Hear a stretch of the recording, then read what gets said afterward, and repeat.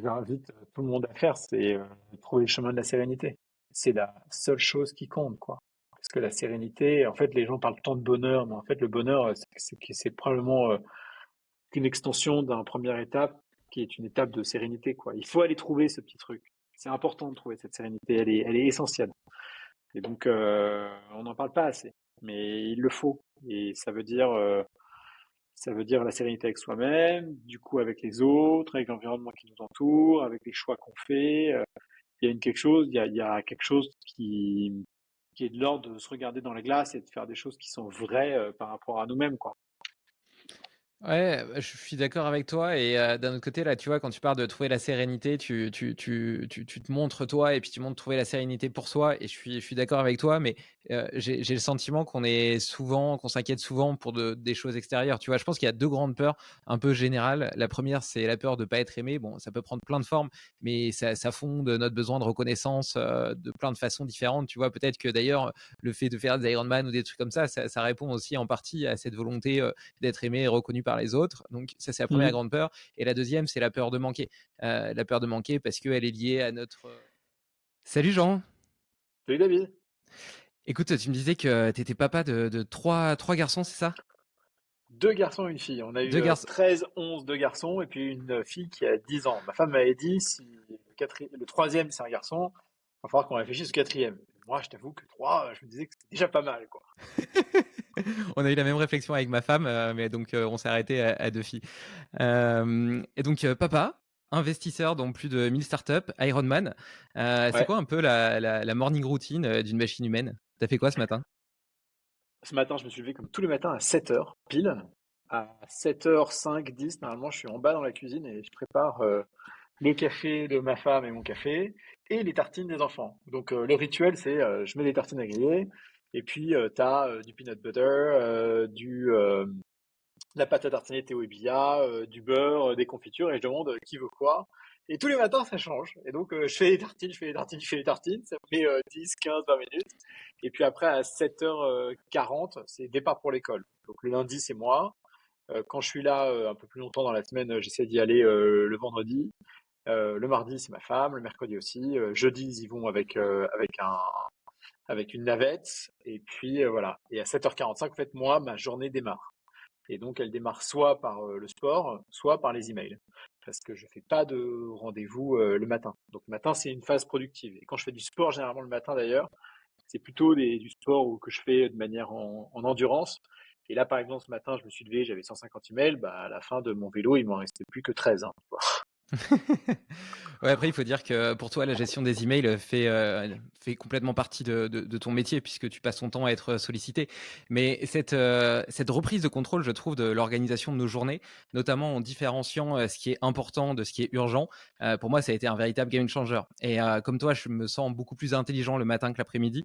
Donc, moi, tout ce qui est sollicitation externe, donc les mails en font partie.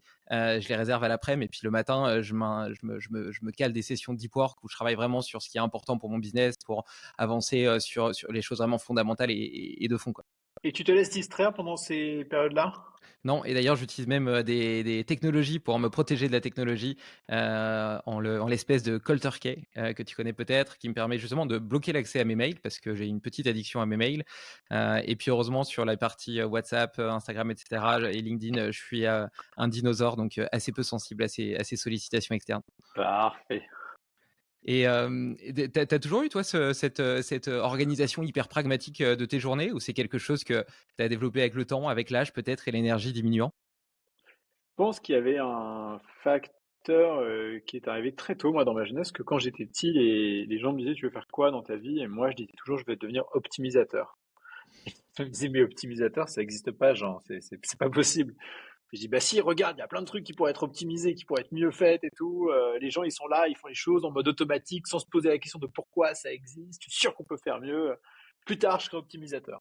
Donc, tu vois, quand tu as 10 ans, tu veux être optimisateur. Bon, moi, du coup, j'ai compris que le métier d'optimisateur, il marchait moyen quand même. Mais que ça m'empêchait pas d'optimiser, moi, ma vie et mes journées. Et en fait, le vrai déclic, parce que ce qui se passe, c'est que quand tu es à l'école, quand tu es dans la vie universitaire ou en grande école ou la vie après professionnelle, tu te fais prendre par le flow de manière automatique. En fait. À aucun moment tu te poses en te disant Hmm, est-ce que ce que je fais, c'est vraiment la manière dont je devrais le faire? Combien de temps je passe? Quelle intensité je passe? Quels sont les stakeholders, etc. Tu te poses jamais comme ça, en fait. Tu sais, t'avances un peu en mode automatique. Et en fait, quand je suis arrivé chez Climat en 2015, là, tout d'un coup, j'ai eu beaucoup de sollicitations et et là, je me suis fait dépasser en fait par les sollicitations. Et donc, je pouvais pas fonctionner en mode automatique. Il fallait que je fonctionne de manière beaucoup plus intentionnelle. Et c'est à ce moment-là que j'ai commencé vraiment à prendre conscience du temps, de l'action, de comment des interactions, etc.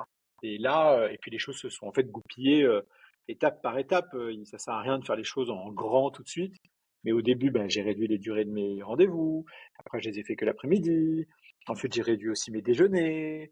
Après, j'ai aussi géré les raccourcis clavier pour mes applications, pour mes emails et puis etc., etc. Et au fur et à mesure, je suis arrivé à un point où à la fois c'est très optimisé, mais c'est parce que c'est très optimisé que c'est aussi très humanisé. C'est ça qui me permet d'avoir le temps euh, de voir les gens de manière un peu opportuniste, d'échanger sur des sujets auxquels j'aurais pas pensé avant, mais j'ai l'esprit libre pour le faire, etc., etc. Et c'est ce qui me donne le temps aussi de faire du sport, tu vois, par exemple.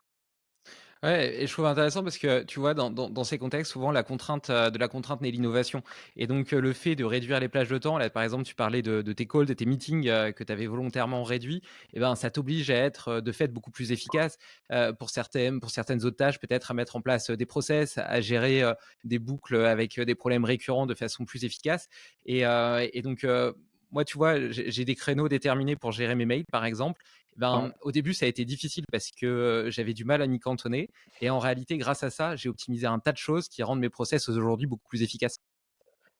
Ouais, et je vais te donner deux exemples concrets pour ton audience. La première, c'est moi, mes rendez-vous avec les entrepreneurs. Mes premiers rendez-vous durent généralement une vingtaine de minutes. Une vingtaine de minutes, les gens se disent, mais c'est terriblement court. Et en fait, cette contrainte, elle fait que tout de suite, il y a de l'intensité dans le temps qu'on partage avec l'entrepreneur. Et il faut rarement plus d'un quart d'heure. Moi, je dis souvent, il te faut 1 minute pour faire une bonne impression, 5 minutes pour être crédible et 15 minutes pour convaincre. Et donc, t'as pas besoin de beaucoup plus. Et tu vois, ça veut dire qu'en 1 heure, tu fais 3 rendez-vous, là où beaucoup d'investisseurs vont passer 1 heure de rendez-vous avec des entrepreneurs et laisser en fait le temps filer. Et c'est pas top, quoi. Et là, j'ai la même chose sur un board où on a un sujet avec une de nos boîtes. On a 5 personnes autour de la table.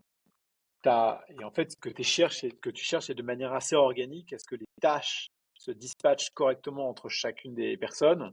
Et ensuite, chacun a son précaré, enfin ses fonctions, et on reporte les uns aux autres, et ça fonctionne très bien. Mais de temps en temps, tu vas te retrouver avec des gens en fait qui veulent mettre les pieds dedans tout le temps, toujours en rajouter, complexifier la chose, et donc après, finalement, tu n'arrives à aucun résultat. Alors qu'il faut laisser aussi, il faut arriver à créer cette mayonnaise qui fait que les choses se font de manière un peu magique, un peu automatique. Moi, j'aime bien dire de manière organique. Moi, je fais mon métier parce qu'il est très organique. Et c'est ça qui me fait kiffer. Ouais, d'ailleurs, tu sais, on parle beaucoup de biomimétisme et souvent pour, des innovations technologiques, alors qu'on peut très bien aussi s'inspirer de la nature pour le fonctionnement de nos organisations, tu vois? Même de notre couple. Moi, j'ai l'impression d'avoir un couple très organique où, plutôt que de chercher l'égalité parfaite, entre la répartition des tâches, ben, on essaie chacun de partager nos forces pour, que l'organisme qu'on crée, par notre union, soit plus fort. Et tu dis qu'en 20 minutes, tu arrives à prendre une décision. Ça veut dire que c'est des décisions qui sont plutôt basées sur l'intuition que sur le pragmatisme? Euh, les deux, finalement, finissent par se rencontrer parce que plus tu passes de temps avec des entrepreneurs, Bien plus sûr. ton système automatique en fait se développe et donc tu restes quand même assez pragmatique malgré le fait que tu suis ton intuition. La force de Kima, c'est comme on fait une centaine de deals par an, ça veut dire que parfois on va faire des deals par optionnalité parce qu'on pense qu'il y a que ça peut marcher même si la conviction n'est pas parfaite. Et ensuite, 20 minutes, c'est le temps pour me faire une première opinion. Je dis pas que c'est parfait. Parfois, je vais faire un deuxième call. Parfois, je vais l'envoyer à quelqu'un dans l'équipe. Et puis, on va faire un deuxième call avec l'entrepreneur. Mais 20 minutes, c'est la bonne première interaction, surtout quand tu es en remote, quoi. Donc, quand je suis à Paris, généralement, et que je rencontre les entrepreneurs, on va plutôt passer entre 30 et 45 minutes. Parce que s'ils se déplacent, c'est pour leur donner suffisamment de temps. Et donc aussi, tu fais attention à ceux qui se déplacent et à ceux avec qui tu veux échanger en Zoom. Nassim Nicolas Taleb, te donnerait raison parce qu'il a généralement montré qu'une faible quantité d'informations t'aidait à fonder des décisions de qualité, mais qu'en avoir plus, entretenait simplement ton biais de confirmation. Donc, ne n'influait pas sur la qualité de ta décision, mais seulement dans ta confiance en celle-ci et donc, te rendait un petit peu plus con. J'adore. Bah, écoute, je suis persuadé de ça. Ce qu'il faut juste, c'est quand tu as pris une décision très vite, tu cherches pas à avoir une information complète après et tu es très exhaustive, mais essayer de trouver les deux trois marqueurs qui justement font partie de ton billet de sélection et sur lequel il faut que tu confirmes ou au contraire contre lesquels il faut aller, quoi. C'est quoi les 2-3 marqueurs que tu regardes alors? Ben, je suis en train de réfléchir aux entrepreneurs avec qui on a discuté récemment, mais par exemple, tu as des entrepreneurs qui, euh, qui ont très très bonne réputation, qui vont lever de l'argent et en fait leur réputation, en fait, elle a déjà joué un rôle sur la décision que tu as envie de prendre. Donc c'est hyper difficile de s'en détacher parce qu'ils vont te pitcher, tu vas peut-être pas être très convaincu, mais tu vas vouloir te convaincre toi-même parce que tout le monde a été convaincu à côté de toi. Donc ça c'est le principe du FOMO, hein, tu vois, Fear of Missing Out, c'est un truc assez basique. La deuxième chose, c'est l'entrepreneur que tu as envie de croire parce que tu aimes le sujet en fait sur lequel il est. Donc tu peux avoir un ou une entrepreneur qui est sur un sujet qui t'excite beaucoup et en fait, bah du coup, tu as envie d'y aller quoi, parce que le sujet t'excite. Et donc tu as envie de te convaincre que c'est la bonne personne. Et après, tu as les entrepreneurs qui sont sur des sujets, tu trouves que l'entrepreneur est pas mal, qu'il l'adresse mal. Et donc là, pour le coup, du coup, tu backes l'entrepreneur, mais tu backes pas le sujet. Et la question, c'est est-ce qu'il va y avoir à un moment donné un match entre les deux.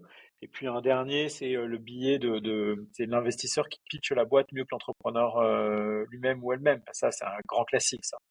Et il faut pas se laisser attraper par ça. Tu vois, le fantasme d'une boîte que tu crois, tu te dis, ah, j'en ai toujours rêvé d'une boîte comme ça. Faut, faut faire deux fois, hein. Et entre, l'idée et l'entrepreneur, qu'est-ce qui prime pour toi? L'entrepreneur à 99%. L'idée, je dis pas qu'on s'en fout, mais nous, nos bons entrepreneurs pivotent. Nos idées, elles pivotent pas trop. Et d'ailleurs, tu sais, j'ai le sentiment que notre société promeut surtout l'hyperspécialisation. Tu vois, tu fais des études sur un certain sujet, d'ailleurs, à un moment dans ta vie où tu n'avais pas forcément assez de connaissances en toi-même et en ta nature profonde pour choisir une voie qui est susceptible de t'épanouir. Et quoi qu'il en soit, tu fais ces études et puis après, tu vas monter dans ta carrière et te spécialiser de plus en plus fort dans ton domaine de compétences, ce qui probablement est dangereux dans un monde qui évolue de plus en plus vite et puis peut-être demain dominé par l'intelligence artificielle. Et à l'opposé de ça, tu as le principe de monopole personnel qui voit la réunion de tes talents naturels, de tes passions, de tes compétences, de ton expérience de vie. Et voilà, et ça fait une espèce de melting pot. Et cette interaction, cette intersection est unique, tu vois, et te rend unique aux yeux du monde et de la société. Toi, en fait, tu es un super généraliste. Ton métier, c'est de switcher et d'être capable d'avoir une vision agnostique sur des centaines, des milliers de sujets différents sans avoir le temps de les creuser chacun les uns les autres. J'imagine que ça donne une espèce de lunettes particulières avec lesquelles tu peux regarder le monde, avec lesquelles tu peux regarder la société, avec lesquelles tu peux regarder les hommes. Comment est-ce que tu vois se structurer justement l'homme et son avenir, l'avenir de la société? Putain, c'est une bonne question, ça, j'y ai jamais pensé. Moi, la raison pour laquelle je suis un excellent généraliste, euh, et pourquoi aussi je pense pas trop mal me démerder dans mon métier, c'est donc la première chose, c'est comme je suis assez à l'école, en fait, j'aimais pas trop ça, j'étais de nature bordélique, et puis je me faisais chier, et puis j'arrivais pas à rentrer dans le moule, et puis j'arrivais pas à me concentrer. Du coup, tu développes un gros esprit de synthèse. Parce que si tu développes pas d'esprit de synthèse, en fait, t'es mort, quoi. T'avances pas. Donc, l'esprit de synthèse, évidemment, il fait aussi que tu arrives à hop, rapidement voir les détails, etc. Mais t'as pas envie de trop te creuser dans les détails non plus. Donc, c'est évidemment un piège à double tranchant. Mais donc, ça fait tout un bon généraliste. La deuxième chose, c'est que en bon introverti de nature, quand j'étais jeune, moi, j'ai passé beaucoup de temps à écouter. Donc, je pense que j'ai une bonne sensibilité aux gens. Et donc, la bonne sensibilité aux gens fait que quand j'échange avec eux, en fait, ça connecte. Donc, ce bon esprit de synthèse mêlé à cette bonne connexion, tu vois, avec les individus, fait que je sais pourquoi je fais ce métier-là. Je ne sais pas dans quel sens ça avance la société. Ce qui est certain, c'est que tu as un sujet qu'on aborde peu à l'école, pas assez en tout cas, et peu après dans les études que tu fais, c'est quel est le caractère que tu as fondamentalement et à quoi tu vas l'appliquer. Parce qu'on a tu vois, si tu as un caractère qui est plutôt, je sais pas, genre tourné vers les détails, plutôt pessimiste, euh, plutôt casse-couille. Euh, Est-ce que c'est mauvais? Non, c'est pas mauvais. Mais dans ces cas-là, il faut que tu ailles faire du retournement, il faut que tu ailles faire du private equity, il faut que tu ailles faire du late stage, il faut pas que tu fasses de l'amorçage, tu vois, c'est pas bon, t'es pas dans le bon, t'es pas dans le bon moule. Si tu es quelqu'un de plutôt manuel, tu vas t'asseoir derrière un bureau, c'est pas bon, et l'inverse aussi. Donc, je pense que la société, ce vers quoi elle doit se diriger, c'est plutôt vers l'harmonie de qui on est fondamentalement et vers quoi on se tourne et sur quoi on bosse, quoi. Et donc là, on a du boulot parce que malheureusement, c'est pas quelque chose qu'on apprend beaucoup à l'école, hein. C'est marrant parce que, la plupart des gens, se fondent plutôt, sur leurs qualités, sur leurs talents naturels pour, choisir ce vers quoi ils ont proportion à tendre. Alors que, là, ce que tu m'as cité, c'est plutôt, des ce qu'on voit généralement comme des défauts. Toi, tu as plutôt vu tes faiblesses comme des forces?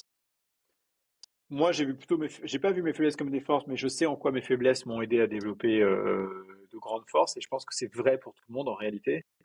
Et l'inverse fait que bah, on a des grandes forces et que ces grandes forces bah, donnent lieu à des grandes faiblesses. Voilà, donc je sais plus si c'est en physique qu'on dit que rien ne se crée, rien ne se perd, tout se transforme. C'est exactement la même chose pour nos qualités, nos défauts et la manière dont on les utilise, quoi. Et après, il y a des fondamentaux, tu vois. Mais il y a des fondamentaux où, donc, dans la vie, tu as des gens qui prennent et tu as des gens qui donnent. Moi, j'ai beaucoup de mal enfin, tu vois, je pense que pour recevoir, c'est facile de donner. Pour autant, tu auras toujours des takers dans la vie, et les takers, il faut vivre avec, quoi. Et c'est une certaine catégorie de personnes qui font une certaine catégorie de métiers, qui arrivent à s'entendre avec une certaine catégorie de personnes aussi, etc. Et donc, ouais, tout ça, tout est une question de connaissance de soi.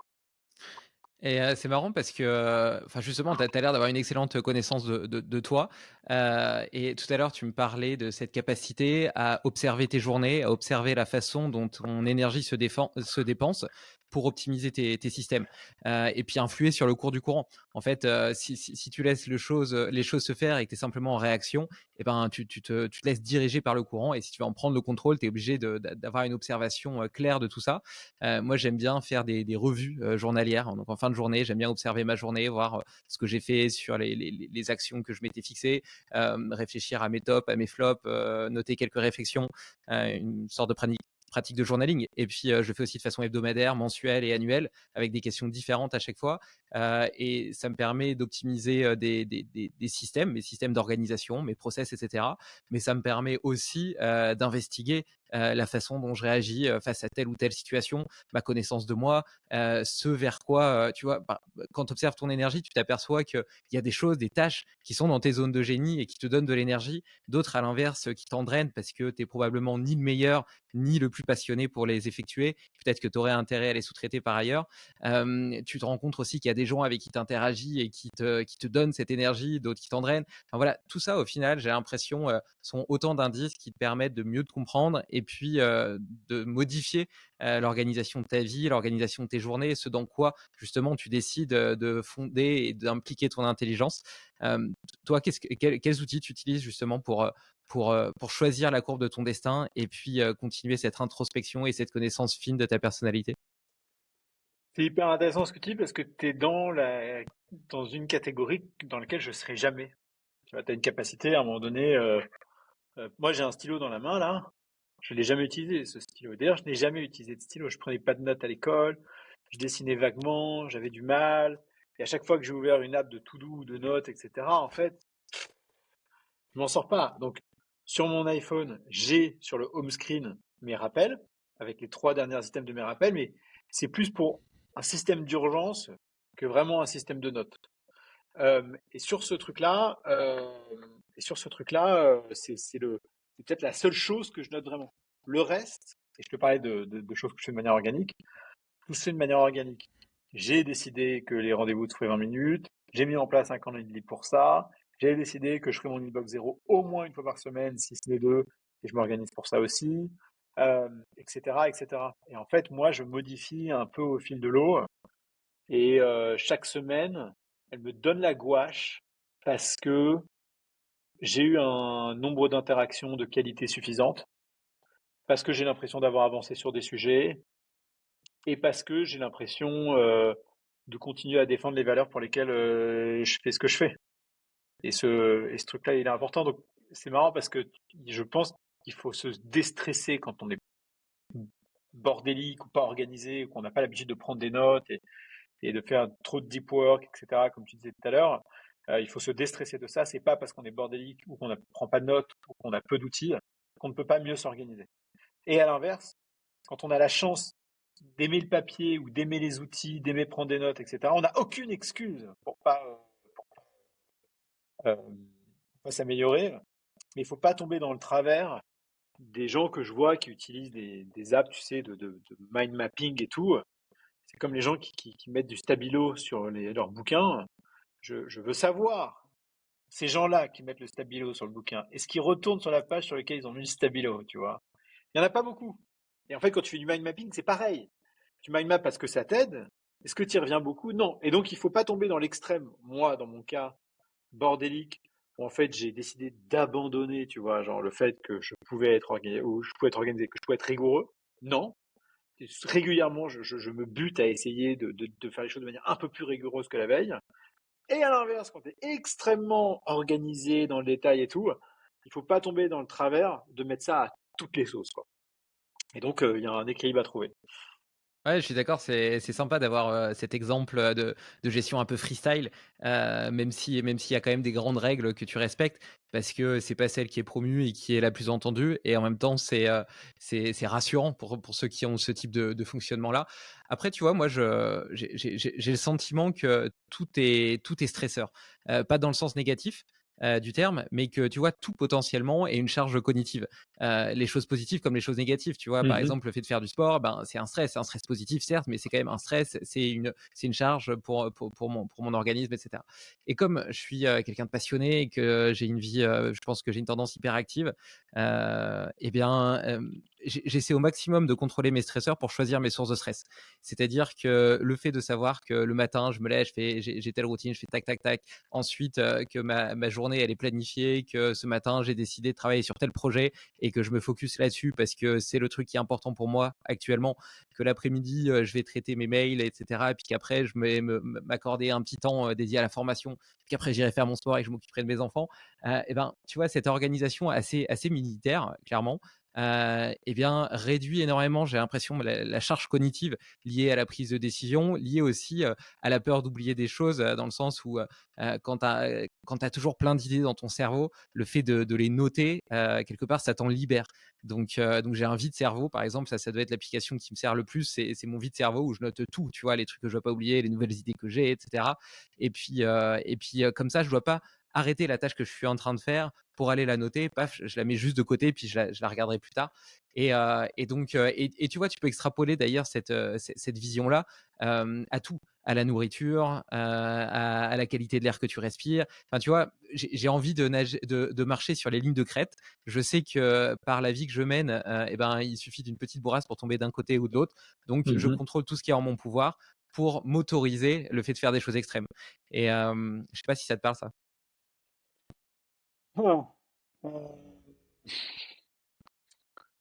Et ce, d'autant plus, je te dis, je sais pas si ça te parle, en précisant que toi aussi, tu es papa, que tu as un job hyper intense et qu'en plus de ça, tu prépares des Ironman. Tu me diras à peu près après comment tu t'entraînes, etc. Mais c'est 15 heures d'entraînement par semaine probablement. Donc, grosse charge de ce niveau-là aussi. Donc, grosse charge intellectuelle, grosse charge physique et puis vie de famille potentiellement tourbillonnante. Moi, j'ai un côté un peu nonchalant où je me dis que rien n'est grave. Ah, ça, c'est Et cool. Super pouvoir. ouais, super pouvoir et ça me drame au quotidien. Et je dis rien n'est grave parce qu'en fait, comme je suis un ultra pragmatique, par exemple, les gens parlent souvent d'empathie, d'empathie, d'empathie. Moi, je suis plutôt pour la compassion rationnelle, tu vois. C'est-à-dire ressentir ce que les gens ont et puis après aussi mettre de côté ça parce que sinon ça va te bouffer, quoi. Tu vois, faut faire vachement gaffe à ça. Donc moi, j'ai un côté ultra rationnel. Donc ce côté ultra rationnel fait que du coup, j'ai décidé de me créer cette coquille où je me dis que rien n'est grave, que très peu de choses sont graves. Et si tu veux, il y a par exemple, il y a pas longtemps, on a perdu un de nos collaborateurs chez Free, voilà, qui est décédé subitement après une opération assez jeune, et lui avait des enfants. Ça, c'est grave. Et ça me fait chier. Le reste, des boîtes qui plantent, même dans lesquelles on a mis beaucoup d'argent, ouais, ça me fait super chier. Est-ce qu'on va s'en relever? Oui, parce qu'en fait, dès lors que tu déploies la même intention, la même volonté, la même envie, le même sérieux tous les matins, etc., pas de raison que ça se passe pas, tu vois. Les gens qui se... Si tu fais pas le job, je comprends que tu te stresses, parce qu'en fait, tu le fais pas le job. Mais si tu fais le job, il faut pas se stresser. Il faut au contraire continuer de se mettre dans cette zone c'est pas une zone de nonchalance parce que c'est pas bien, tu vois, mais cette zone de sérénité. Et donc moi, je suis de nature assez sereine. Là, par exemple, il y a pas longtemps, j'ai pris une décision hyper importante pour ma vie pro, sur laquelle je peux pas aller trop dans les détails, mais qui a un impact matériel pour moi qui est très significatif. Mais c'est une décision qui est beaucoup plus importante pour ma sérénité au quotidien. Et donc, je vais m'en sortir, tu vois, de l'emmerde matérielle que ça me crée. Je vais trouver des solutions. Mais beaucoup de gens me disent, oh putain, oh là là, ouah, c'est courageux de faire ça, c'est dur et tout, machin. Oui, mais en même temps, il faut faire des choses tu vois, qui te donnent de l'énergie, qui te donnent envie. Et j'ai fait ça quand j'ai quitté mon job de leveur de fonds pour aller chez The Family quand ils n'avaient pas de quoi me payer. Et en fait, ça, c'était pas la première fois que je prenais cette décision-là. Et en fait, toutes ces décisions, ouais, elles ont des risques matériels qui sont là. Mais le risque matériel, c'est quoi, en fait? Ça fait penser à je sais plus qui dans un film qui disait ce n'est qu'une information, tu vois. Le risque matériel n'est qu'une information. Il faut faire avec cette information. Donc, on est tous différents. Je pense que notre gestion du stress et de la manière dont on perçoit ça change, voilà, entre les individus. Moi, j'essaie de réfléchir, mais je crois que je me mets de la pression, ça c'est certain, et ça se voit dans la manière dont je fais les choses. Et pour autant, paradoxalement, j'ai beaucoup de sérénité dans tout ce que je fais. Et la sérénité, c'est un peu comme la connaissance de soi, je pense que c'était quelque chose vers lequel on doit tous tendre. Il faut surtout pas se laisser bouffer par son intérieur qui vrille de parano ou de stress ou de je ne sais quoi. Et si on est stressé, c'est qu'il y a une raison particulière, il faut la découvrir, quoi. Mais généralement, c'est qu'on n'a pas trouvé encore sa voie, quoi. On n'est pas encore complètement dedans, ou qu'il y a un truc qui manque. C'est quelque chose qui gratte. Il faut aller le chercher. Ouais, j'adore ce mindset. J'ai tendance à dire qu'on a la chance inestimable d'être incarné dans un corps pour jouer au grand jeu de la vie. Alors, jouons-y. Et le problème, c'est que souvent pour, réaliser cette chance qu'on a et les responsabilités qui vont avec, eh bien, il faut soit avoir, côtoyé la mort soi-même, soit avoir eu les Oui, morts proches de nous. Et peut-être que la société de sécurité et de confort dans laquelle on vit ne nous donne pas de référentiel ou de biais de contraste suffisamment fort pour nous prendre conscience de l'urgence de vivre. complètement. Bah, je suis persuadé de ça aussi. C'est, mais il y a des gens qui vont vivre ça et qui pourtant ne le réaliseront pas, hein. Mais bon, évidemment, il faudrait que les gens le réalisent sans avoir besoin de passer à côté de la mort, quoi. Mais c'est souvent comme ça, malheureusement. C'est les grands événements de la vie qui nous transforment, hein. Ouais, et toi alors, enfin si c'est pas indiscret, tu as toujours eu ce mindset ou il t'est arrivé des choses quand tu étais jeune, qui t'ont permis de le développer? Hum, hum, hum, hum, hum. Qu'est-ce qui m'aurait permis de le développer? Non, parce que tu vois, vendredi, je vais à l'enterrement de ma grand-mère qui était déjà âgée, qui en avait déjà un peu ras-le-bol, qui voulait partir. Je crois qu'elle est contente que ce soit fini, quoi. Et j'avais mon deuxième fils hier qui me disait avec quelques larmes aux yeux, mais ça te rend pas triste? Et je disais non, ça me rend pas triste parce qu'en fait, quand je pense à elle, je pense à tous les souvenirs de quand j'étais jeune avec elle. Et donc j'ai plein de très bons souvenirs qui reviennent. Et comme c'est des souvenirs qui sont assez lointains et qui sont du coup sont pas actuels, j'ai pas de nostalgie particulière parce que c'est des moments du passé que je revis avec beaucoup de plaisir, quoi. Euh, et je te disais ça parce que j'étais en train de réfléchir, tu vois. Du coup, ça me ramène à tous mes souvenirs d'enfance et tout. J'ai pas eu une enfance malheureuse. J'ai pas eu une enfance particulièrement heureuse. Euh, je me suis un peu cherché, quoi. J'ai avancé avec le flow pendant longtemps, en attendant de trouver la ressource qui me permettrait de me driver moi-même. Mais il y a eu des éléments marquants. Ma mère, par exemple, elle m'a toujours dit, et ses amis autour d'elle, et puis les proches autour de moi me disaient toujours, t'es gentil, t'es beau, t'es intelligent. Et en fait, ça m'a toujours donné vachement confiance en moi, mais aussi avec l'humilité de se dire, putain, en fait, t'as eu de la chance, tu vois. Donc, comme tu as eu de la chance, il faut que t'en fasses quelque chose. Et donc, je pense que ça m'a beaucoup aidé, en fait. C'est de te dire, et d'ailleurs, quand les gens me disaient, tu ferais quoi plus tard? Et je disais, bah, je serai optimisateur. Je leur disais aussi, si ça marche pas dans la vie, si je suis vraiment une merde, quitte à être une merde, j'irai faire de l'humanitaire quelque part. Parce que ça sert à rien d'être sur Terre si c'est pour servir à rien du tout. Il faut que je fasse autre chose dans ce cas-là. Et donc, tu vois, j'ai déjà cette idée-là de rebond, de qu'est-ce que je pouvais faire pour rebondir, tu vois, ça marchait pas, donc c'est marrant. Mais donc, je pense que le fait marquant, c'est la confiance que m'ont donné mes proches quand j'étais petit, malgré le fait que il y avait rien de particulier chez moi qui me démarquait des autres, quoi. Et ouais, ça, c'est mon driver numéro un. Et ensuite, je sais pas, le reste se développe. Il n'y a pas il y a pas de grand fait marquant. Mes parents ont divorcé quand j'avais 8 ans. Bon, j'ai vécu les merdes de la vie de parents divorcés, comme la moitié des gens sur Terre. Tu vois, il y a pas. J'ai fait de l'école de manière médiocre, l'université de manière médiocre, comme la moitié des gens aussi. Et puis après, je suis allé me chercher comme la moitié des gens. Et en fait, on a tous un chemin qui en fait est très, très, très probablement similaire. Sauf que ce qui fait probablement la différence entre toi qui t'épanouis et toi qui ne t'épanouis pas, c'est ta capacité à trouver ta voie et je te dis, à gagner en sérénité par rapport à qui tu es et ce que tu fais. Et là, par exemple, la décision que j'ai prise récemment, c'est une décision qui est assez lourde de conséquences et qui pourtant, tout d'un coup, me permet de reprendre un souffle d'air et de me remettre avec la même énergie que celle que j'avais auparavant, quoi. Et c'est génial. Et il faut jamais abandonner ça. Mais pour ça, il faut pas se mentir à soi-même. Ça, c'est compliqué. On aime bien se raconter des histoires. T'as un petit peu changé d'avis du coup sur ce que tu disais dans Human Machine, où tu prétendais que ce dans quoi tu étais bon était par définition ce que tu aimerais, dans le sens où peut-être que tu vois, c'est ce qu'on pourrait appeler une zone d'excellence, c'est-à-dire que c'est ce dans quoi tu es vraiment bon, mais peut-être Mm. que la zone de génie, elle est à la réunion entre ta zone d'excellence et ta passion, ton alignement, ce que tu penses être juste et ce que tu as envie d'apporter au monde. Et je pense qu'il y a un distinguo entre les deux.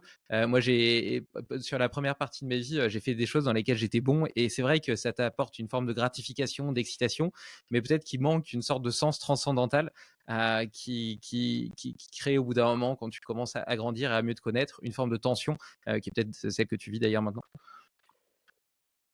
C'est intéressant ce que tu dis parce que tu as raison, il faut que les deux se rencontrent à un moment donné. En fait, tu as ce sujet de tu veux que ce dans quoi tu es bon rencontre ce que tu aimes, mais je pense qu'il faut quand même commencer par ce dans quoi tu es bon parce qu'en fait, c'est là que tu vas c'est une parade contre le fantasme. On adore fantasmer sur des trucs, dire putain, ça j'adorerais faire. Si seulement je pouvais faire ci, seulement je pouvais faire ça et tout, et en fait, on se raconte plein d'histoires. L'avantage, c'est que les compétences, ça, on peut pas se raconter d'histoire. Parce que quand on a des compétences, on est bon, on n'est pas bon, quoi. Donc, je pense qu'il y a ça. Et moi, je vois beaucoup de gens, tu vois, dans leur trentaine, qui malheureusement sont pas à leur place dans leur job de manière professionnelle, mais qui continuent de se dire que c'est ça qu'ils doivent faire parce qu'ils ont toujours fait ça et que la peur de switcher à 180 degrés leur fait super peur. Euh, Moi, je suis à un moment où, en fait, enfin, j'aime ce dans quoi je suis bon. Et, et, et en fait, je suis en train de réfléchir s'il y a à un moment donné un match qui se fait dans l'autre sens. Pas particulièrement, en fait. Les deux se sont retrouvés assez vite, quoi. Je sais pas dans quel cadre on a besoin de faire ce pont entre ce qu'on aime et ce qu'on fait bien. Je pense que ça doit se faire assez naturellement. Il n'y a pas de raison que quand tu es bon quelque part, que ce soit quelque chose qui soit désaligné avec qui tu es profondément. Ce serait très paradoxal. C'est possible peut-être, mais ce serait très paradoxal. Parce que Ouais. généralement, ça veut dire que c'est un trait fort de ta personnalité. Donc si c'est un trait fort de ta personnalité, c'est quelque chose qui te ressemble, quoi. Ouais, je peux te donner un exemple, Je veux bien. un entrepreneur qui crée une boîte par opportunité, qui est bon dans l'entrepreneuriat, du coup il arrive à la monter à quelques millions, et puis qui s'aperçoit qu'en réalité elle répond pas à ses ambitions profondes, ou en tout cas au rôle qu'il a envie de jouer dans la société. Tu vois, j'ai l'impression que si on reprend un peu l'histoire de la vie, moi j'aime bien dire Ah, ça c'est sur la, intéressant. Ok. j'aime bien dire qu'au début de la vie, l'enfant il va se construire en tant qu'éponge par les exemples de ses parents, de ses professeurs, de ses amis, des parents de ses amis, etc. Après, vers 18 ans, il va multiplier les expériences et les relations pour rechercher un peu plus qui il est. Il va continuer sur cette quête jusqu'à 30 ans, et puis à 30 ans, il va peut-être avoir moins de relations et plus profondes parce qu'il saura de mieux en mieux qui il est, quelles sont ses valeurs. Et le fait de connaître ses valeurs lui donnera envie d'aligner justement ses zones d'excellence avec son alignement personnel et avec le sens qu'il veut donner à sa vie. Alors ça, c'est intéressant. C'est plutôt le sens que tu veux donner à ta vie à mesure que tu progresses. Donc d'un côté, tu as ce dans quoi tu es bon, et donc qui te permet de te révéler en tant qu'individu. Probablement que par ce biais-là, en fait, tu atteins un certain niveau pas de peut-être de plénitude, de sérénité, enfin, tu vois, de, de certaines aises, tu vois, dans qui tu es dans ta vie. Et ce qui te permet du coup de te pencher de manière beaucoup plus profonde et authentique et aussi vraie, tu vois, dans le reste de ta vie, quoi. Donc, notamment avec tes proches, avec ton conjoint, avec tes enfants, avec les causes que tu défends, etc., etc. Ça, c'est intéressant. Et probablement que dans l'autre sens, c'est vrai aussi. C'est-à-dire que si tu trouves des gens avec lesquels tu partages les mêmes valeurs et qui t'aident à grandir en tant qu'individu, peut-être que ça peut te permettre d'identifier tes forces et de trouver ta bonne voie aussi, quoi. Et tu parlais de gens que tu voyais dans un job et puis, tu disais que tu savais pertinemment que c'était pas fait pour eux, mais eux s'y accrochent parce que c'est un peu ce que je disais tout à l'heure sur l'hyperspécialisation. Le chemin de leur vie, en est plutôt une autoroute qu'un chemin sinueux et ils ont du mal à en sortir parce que c'est quelque chose de prévisible pour leur cerveau et par conséquent de sécuritaire. Et toi pour autant, comment est-ce que tu arrives à détecter qu'ils sont pas à leur place? Parce que tu les trouves pas heureux ou parce que tu as l'impression qu'ils sont justement pas dans leur zone d'excellence? Généralement, c'est parce que je sais à quoi ressemble quelqu'un d'exceptionnel dans leur job, et en fait, ils y sont loin, quoi. Et ils y seront jamais, parce que certains traits de leur caractère font qu'ils n'y sont pas. Et c'est assez flagrant, hein. Même dans mon métier, tu vois, dans l'investissement, j'ai des gens qui font l'investissement, que je connais, tu vois, qui font l'investissement dans l'amorçage, dans seed, et qui pourtant sont assez à l'aise avec l'incertitude, dans l'ambiguïté du métier, qui ont besoin de beaucoup se rassurer face aux événements de ces boîtes qui sont en fait des espèces d'objets mouvants, tu vois, avec lesquels tu composes de manière un peu hasardeuse parfois.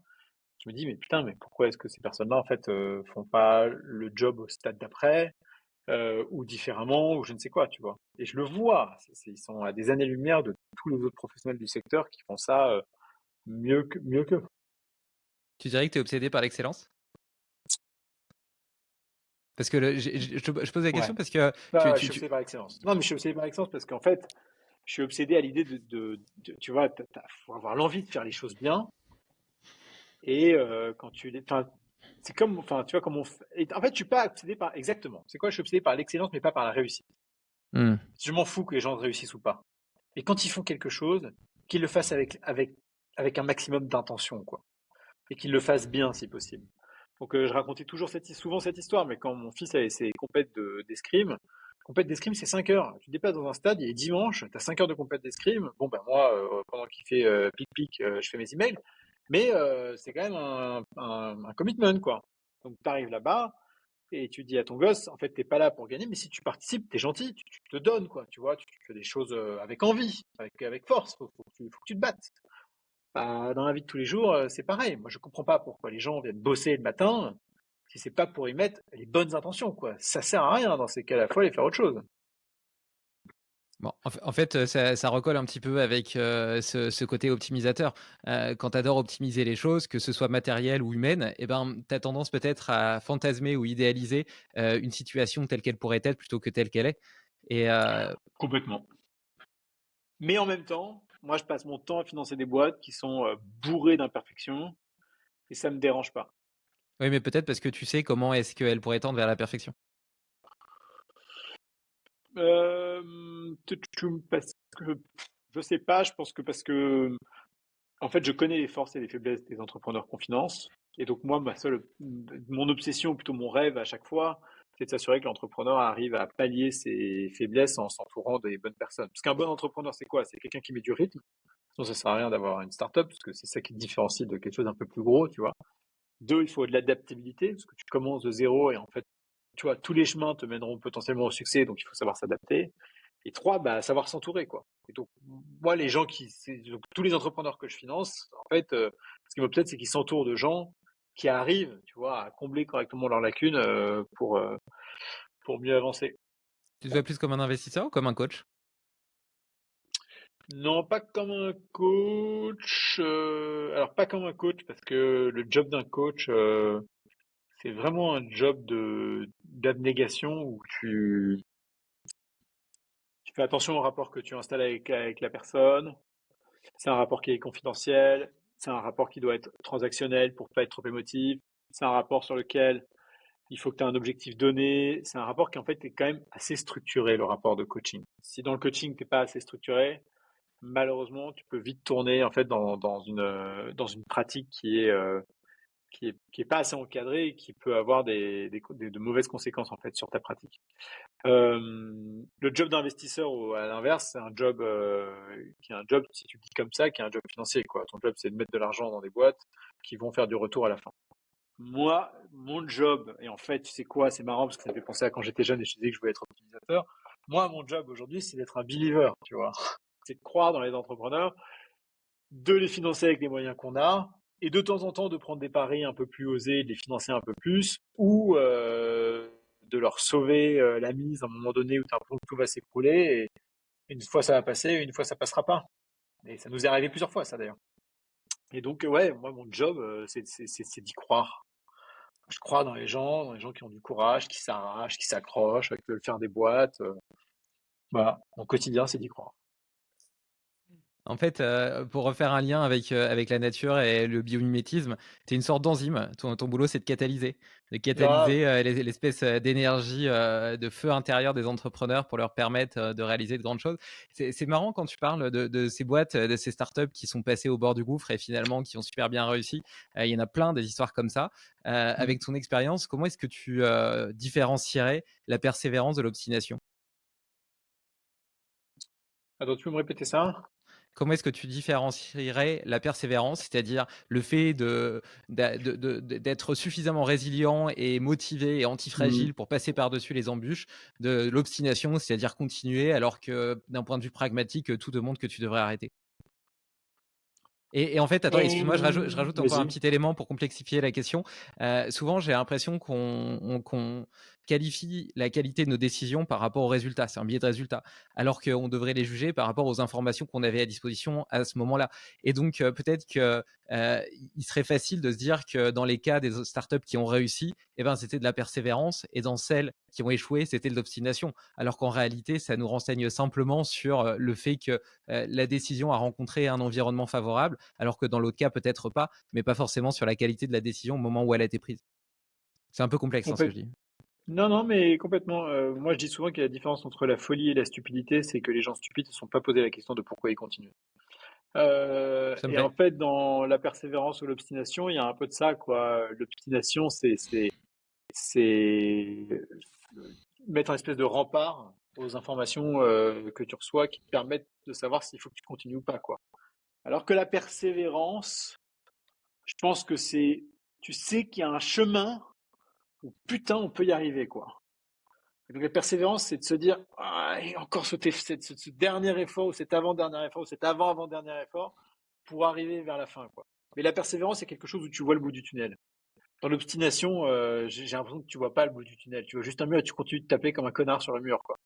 Ouais, bah après, j'ai envie de te dire que par définition, un entrepreneur, en tout cas à mon avis, est optimiste, et qu'en étant optimiste, il verra toujours un moyen et une solution pour passer par-dessus le mur.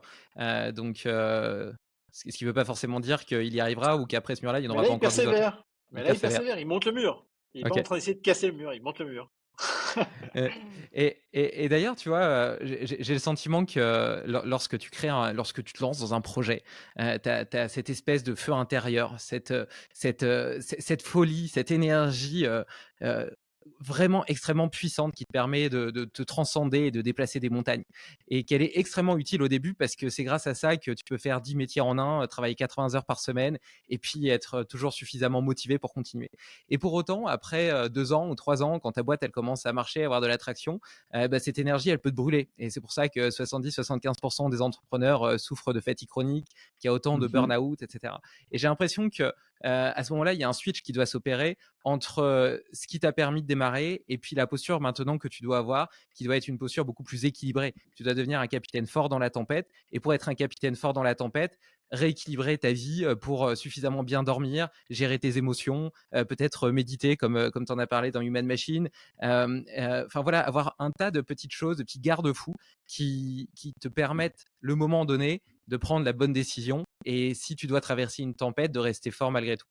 Tu es assez d'accord avec ça? Complètement. Et je pense qu'avec le temps, en fait, on apprend à mieux se connaître. On apprend aussi à être moins tête brûlée. Euh, Tu m'aurais parlé de sommeil il y a 20 ans, j'aurais dit, mais qu'est-ce qu'on a à foutre du sommeil? Si je dors 4 ou 5 heures par nuit, je vais arriver à tanquiller la journée suivante. Tu sais, moi j'ai 40 ans, là, à 40 ans, j'ai besoin de mes 7 heures par nuit. J'ai pas mes 7 heures, je suis un peu cramé, quoi. Si j'ai 8 heures, je suis refait. Donc, euh, et ça, tu l'apprends en fait à mesure que tu apprends à vivre avec toi et tu vois, et comment tu évolues. Et c'est la même chose que dans l'univers pro, où plus tu avances dans ton univers pro et plus tu développes certaines compétences automatiques. Et en fait, bah, dans ta vie perso et dans l'énergie, la manière dont tu la déploies, plus tu apprends sur toi à mesure que tu avances dans ta vie, plus tu apprends aussi à la manière dont ton énergie fonctionne. Par exemple, moi je chantais beaucoup en soirée, tu vois, quand j'étais jeune et tout. C'est marrant parce qu'aujourd'hui, j'en suis incapable. En fait, le monde physiquement me fatigue. Ça me met par terre pendant 2 jours.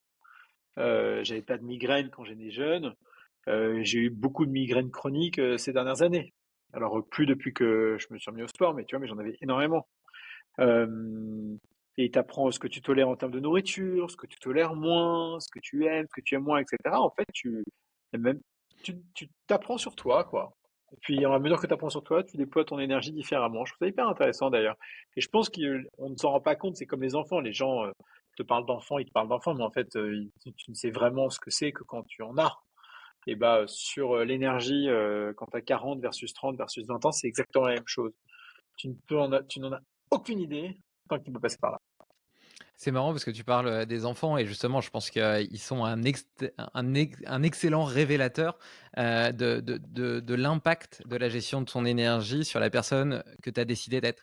Moi j'ai envie, d'être un père, bienveillant, d'avoir, de poser un cadre, mais que ce soit un cadre qui soit compris et sur lequel mes enfants adhèrent et pas une, relation, hyper descendante, basée sur la peur. Et ben ça nécessite de la maîtrise de moi et cette maîtrise de moi, j'arrive à l'obtenir seulement si je dors suffisamment, si j'arrive à préserver et à équilibrer ma journée de telle sorte à être en maîtrise de moi, justement. Et sinon, ça coupe ma cognition. Et puis, je tombe tout de suite sur le système 1, t'en parlais tout à l'heure, sur mon côté reptilien et sur ma réaction automatique.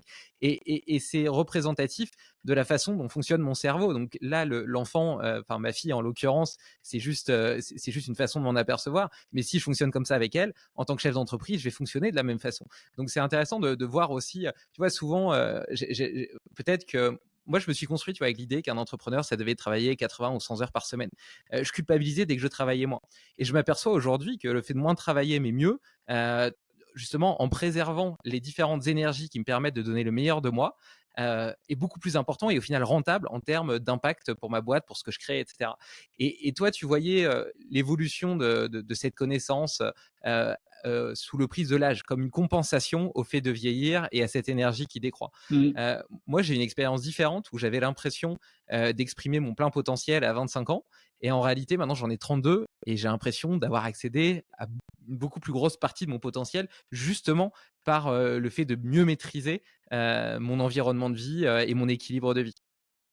Ouais, mais les gens, ils font le raccourci quand tu dis ça, enfin, quand tu dis ça. Il y a beaucoup de gens qui font ce raccourci en se disant, ah, j'ai bossé, je me suis buté à bosser. En fait, j'avais pas besoin de bosser tant pour pouvoir exécuter et faire autant de choses. Euh, mais ils passent souvent d'un extrême à un autre. De l'extrême où en fait je me butais à la tâche, à l'extrême en fait j'arrête de me buter. La vérité, c'est que pour réussir, faut travailler dur, quoi. Et travailler dur, ça veut dire que si tu arrives à mixer une certaine excellence opérationnelle, de l'efficacité avec les heures, sans en faire des montagnes, parce qu'effectivement, il y a un nombre d'heures au-delà lequel ça marche plus, quoi. Enfin, il n'y a pas de raison que ça marche pas. Mais la personne qui te dit, je passe de 70 à 35 heures, non, non, passe de 70 à 50, 55. Tu vois. Avant de passer à 35, va falloir faire des choses, quoi. Euh, donc, faut faire attention à ce prisme-là, qui sont que les gens passent d'un extrême à un autre, où j'avais pas de vie à, je suis obsédé par cette histoire de work-life balance, qui est un fantasme. Parce qu'en fait, quand t'aimes ton job, t'es quand même toujours un peu dedans, quoi. Bah, c'est ce que j'allais dire. Comment est-ce que tu quantifies le temps où tu travailles et le temps où tu travailles pas? Par exemple, moi, si je vais marcher en nature et ben, c'est un temps dans lequel je travaille pas, mais souvent c'est là où je résous mes meilleurs problèmes et où j'ai les meilleures idées. Donc, est-ce que tu considères ça comme du temps de travail ou comme du temps de repos? Je sais pas, tu vois, enfin, ouais, ouais, j'en ai aucune idée. Mais ce Et qui est sûr, c'est que tu sais à la fin de la semaine si tu as mis les heures. ouais, je suis d'accord avec ça.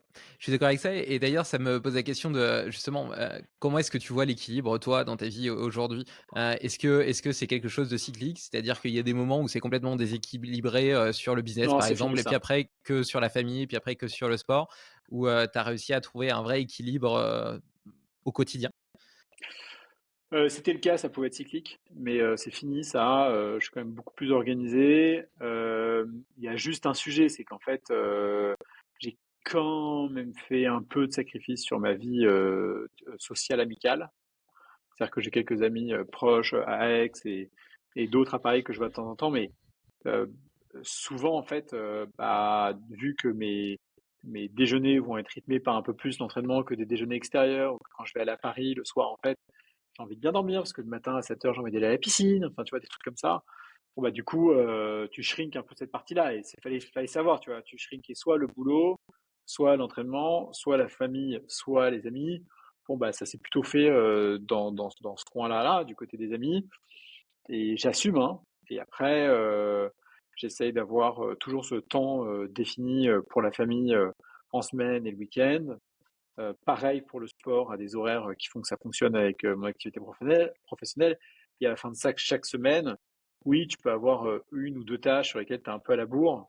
Mais globalement, j'aime terminer mon dimanche en me disant, putain, cette semaine, j'ai fait ce que j'avais à faire, quoi. Mmh.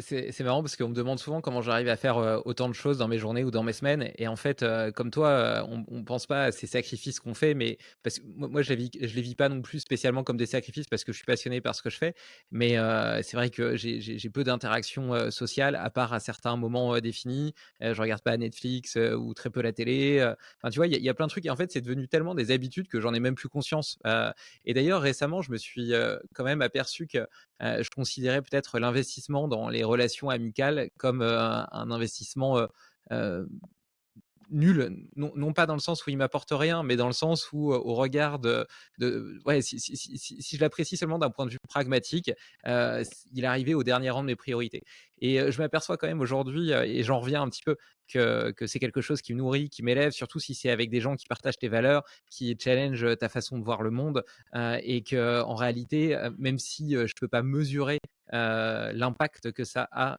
sur ma vie ou ma croissance personnelle, eh bien, il est clairement non nul et donc je le repriorise de plus en plus quand même. Ouais, je suis d'accord avec toi. Et après, il y a des objectifs, tu vois. Moi, je me suis fixé un objectif pour juin de cette année et octobre de cette année. Et je sais que je sais pourquoi je fais ça. Il faut mettre une limite à ce type de choses. Et régulièrement, je me dis, attends, là, je me calme, je vais appeler un tel, on va aller se faire un déj, on va aller se faire une bouffe, on va se voir et tout. J'essaie de remettre un petit peu d'ordre. Mais c'est aussi l'aveu du fait que on est tous relativement assez imparfaits, quoi, dans nos organisations et dans qui on est. On a beau dire qu'on est extrêmement organisé, etc. La réalité, c'est qu'on fait des sacrifices et qu'il y a des trucs sur lesquels on aimerait pouvoir délivrer et sur lesquels on ne délivre pas, quoi. Et that's life, hein. Mais il faut pas se flageller pour autant, hein.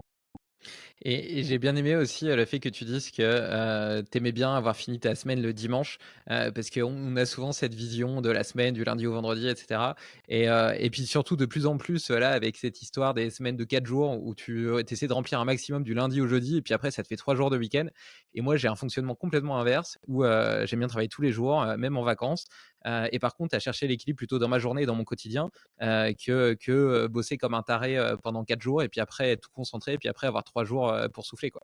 Heu, j'ai l'impression que tu partages un petit peu cette vision, aussi. Ouais, ouais, mais moi je regarde enfin, je commencerai jamais un lundi matin avec une inbox full. C'est interdit chez moi. Ce serait un stress, ce serait beaucoup trop de stress. J'aime commencer le lundi avec un inbox clean et avec juste quelques to-do à faire. Ça permet de commencer voilà, sur de bonnes bases. Et puis il y a quelque chose je sais pas, moi je m'endors bien le dimanche, tu vois, quand j'ai fini mes emails, que j'ai écrit mon petit post du dimanche soir. Maintenant, j'arrive à m'organiser de façon à avoir fini à peu près après le dîner, quoi, tu vois. Donc je m'arrête pendant le dîner, on dîne avec les enfants, et puis ensuite je termine. Généralement, j'arrive à avoir terminé vers 21h30. Avant, je terminais vers 22h30, 23h, mais maintenant, comme j'ai souvent que je rentre de Paris le vendredi soir à Aix, en fait, j'ai 3 heures de train du vendredi qui me permettent de nettoyer un peu mon inbox. Donc c'est pas mal. Puis samedi, de temps en temps, je prends mon téléphone un quart d'heure par-ci, un quart d'heure par-là, puis je fais un peu de cleaning. Et comment est-ce que tu, places, parce qu'on l'a évoqué sur la partie, sociale, mais comment est-ce que tu places, tes enfants et le père que tu as envie d'être, la présence, que tu as envie de leur apporter, dans l'organisation de tes objectifs, que ce soit pro ou sport? Moi, je suis enfin, je pense qu'on lead par l'exemple. Euh, Ils ont la chance, quand ils rentrent de l'école, que je sois à la maison 2 à 3 jours par semaine et qu'ils me voient bosser de la maison. Et ils voient les deals sur lesquels je bosse. Et puis j'en parle avec ma femme. Et donc, en fait, du coup, ils entendent parler de ça. Et donc, ils sont assez au courant de ce qui se passe. Donc, j'espère que ça leur donne enfin, tu vois, quelques débuts de sentiments de ce qu'il faut faire. Ensuite, toujours là pour les dîners, toujours là pour les couchers, toujours là pour l'histoire. C'est des trucs sur lesquels tu ne déroges pas. Qui, pareil, en fait, c'est un exemple que tu veux leur donner pour le futur. Et ensuite, moi, mon aveu d'échec, c'est que les enfants, quand ils ont 3, 4, 5, 6 ans, c'est pas, tu vois, moi, je suis assez speed, je suis pas très patient. En fait, c'est pas là que j'étais un bon père, tu vois. C'est pas là que je suis mieux. Alors, là où je m'éclatais, c'est, tu me dis, on fait un igloo. Ah ouais, je peux te passer la journée à te faire un putain d'igloo. Ça, j'adore. Tu veux faire un château de sable pendant des heures qui fait 3 mètres de haut. Ouais, vas-y, viens, on fait un château de sable, tu vois, genre, des choses comme ça. Mais le quotidien tu veux jouer à Mimi Cracra pendant un quart d'heure avec ton fils, concrètement, j'avais du mal, quoi. Alors que là, maintenant qu'ils ont 13, 11, 10 ans, bah, ils veulent, je sais pas, aller faire un peu de sport, aller regarder tel truc, je sais pas, il y a plein de trucs. Là, on échange beaucoup et c'est beaucoup plus sympa. Euh, mais j'ai pas démontré une grande capacité à faire abstraction de, tu vois, de l'ennui comme pour procurer certaines activités en me disant non, je vais me forcer parce que je vais être un bon père, tu vois. C'est pas comme ça que ça a fonctionné. Ouais, après moi, je les ai simplement switchés par des activités qui me plaisaient. Dans le sens où, c'est pareil, tu vois, jouer à la dinette, dans sa chambre, c'est pas un truc qui me plaît. Par contre, aller marcher, dans la forêt, ou l'emmener boire un chocolat chaud et puis lui lire une histoire, ça, c'est des trucs qui m'amusent plus. Mais après, ceci étant, tu vois, l'amener promener dans la forêt, c'est clair que dans la tête d'un enfant, le chemin est la destination. Tandis que dans la tête d'un adulte, la destination est la destination. Ce qui veut dire que lui, ou elle peut, prendre 1 heure pour faire 100 mètres, alors que toi, bah, tu auras envie d'arriver le plus rapidement possible d'un point A Grave. à un point B. Et d'ailleurs, ça fait un parallèle avec la méditation. Tu en parlais dans Human Machine. C'est un truc qui t'a aidé à discipliner justement cette hyperactivité? Pendant un temps, mais pas longtemps en fait. J'ai vite switch off sur la méditation et je saurais pas te dire à quel moment et pourquoi. Je pense parce que j'avais l'impression de chercher à me dompter alors qu'en fait j'avais pas envie. Tu Mmh. vois. Euh, J'étais en train d'essayer de me créer un système qui est un système qui me ressemblait pas. Et d'ailleurs, pour revenir rapidement sur l'histoire avec les enfants, tu vois, là, je les ai emmenés se balader en dehors de la maison quelque part ce week-end, c'était super sympa, mais le deuxième, il voulait pas venir. Tu vois. Le deuxième, il voulait, il me dit non, mais j'ai des devoirs, ça me stresse et tout, machin. En fait, je vais rester à la maison, faire mes devoirs et on se retrouvera dans 3 heures quand vous reviendrez, quoi. Il a fait ses devoirs à la maison pendant que nous, on était en train de marcher, grimper la Sainte-Victoire. Donc on va dire aussi, de temps en temps, tu veux les emmener quelque part et eux, ils veulent pas, quoi. Ouais. Sur la méditation, c'est marrant parce que moi, c'est pareil, tu vois? J'ai essayé, je suis quelqu'un de très discipliné, donc j'ai facile à me mettre en place, de nouvelles routines et de m'y tenir. Donc la méditation, je me suis dit à un moment que ça serait bien pour moi parce que j'ai bien conscience d'avoir une forme, peut-être, angoisse, c'est peut-être pas le mot, mais en tout cas une obsession de vouloir, gérer mon temps et en profiter, un maximum et puis surtout avoir une tendance, très hyperactive. Et donc je m'étais dit que c'était pas mal pour me canaliser. Et dans les faits, je l'ai fait, je crois, pendant tous les jours, pendant 6 mois ou 9 mois. Et puis, j'en suis arrivé à la conclusion que je suis sûr que c'est un outil génial, mais ça dépend peut-être aussi des moments de la vie. Tu vois, je te parlais de tout à l'heure des enfants de 20 Mmh. ans, de 30 ans. Bah, peut-être qu'en réalité, la méditation, c'est un truc super quand j'aurai 60 ans. Mais pour l'instant, je suis rempli de cette énergie et j'ai plutôt envie d'en profiter. Alors ceci étant, j'ai quand même trouvé là récemment un truc, pas mal pour m'offrir, un petit quart d'heure de détente, salvateur. C'est que, j'ai pas de télé dans mon salon, mais j'ai mis un sauna et donc 4 fois Ah par ouais, semaine, je me fais un petit sauna d'un quart OK. d'heure et ça, tu vois, ça me donne une détente, physique et cognitive, intense. Ah C'est un j'adore. c'est un truc où je fais rien, donc techniquement, je suis en train de rien faire, mais j'ai quand même l'impression de faire quelque chose et donc j'ai ce petit moment un peu méditatif, comme ça, à cet endroit-là et ça, c'est vraiment un game changer, je trouve. OK, hyper intéressant. Chérie? C'est marrant parce que je me suis dit: «Putain, le sauna, ça m'a transporté», tu vois? Je me suis dit: «Tiens, je me ferais bien un bon sauna».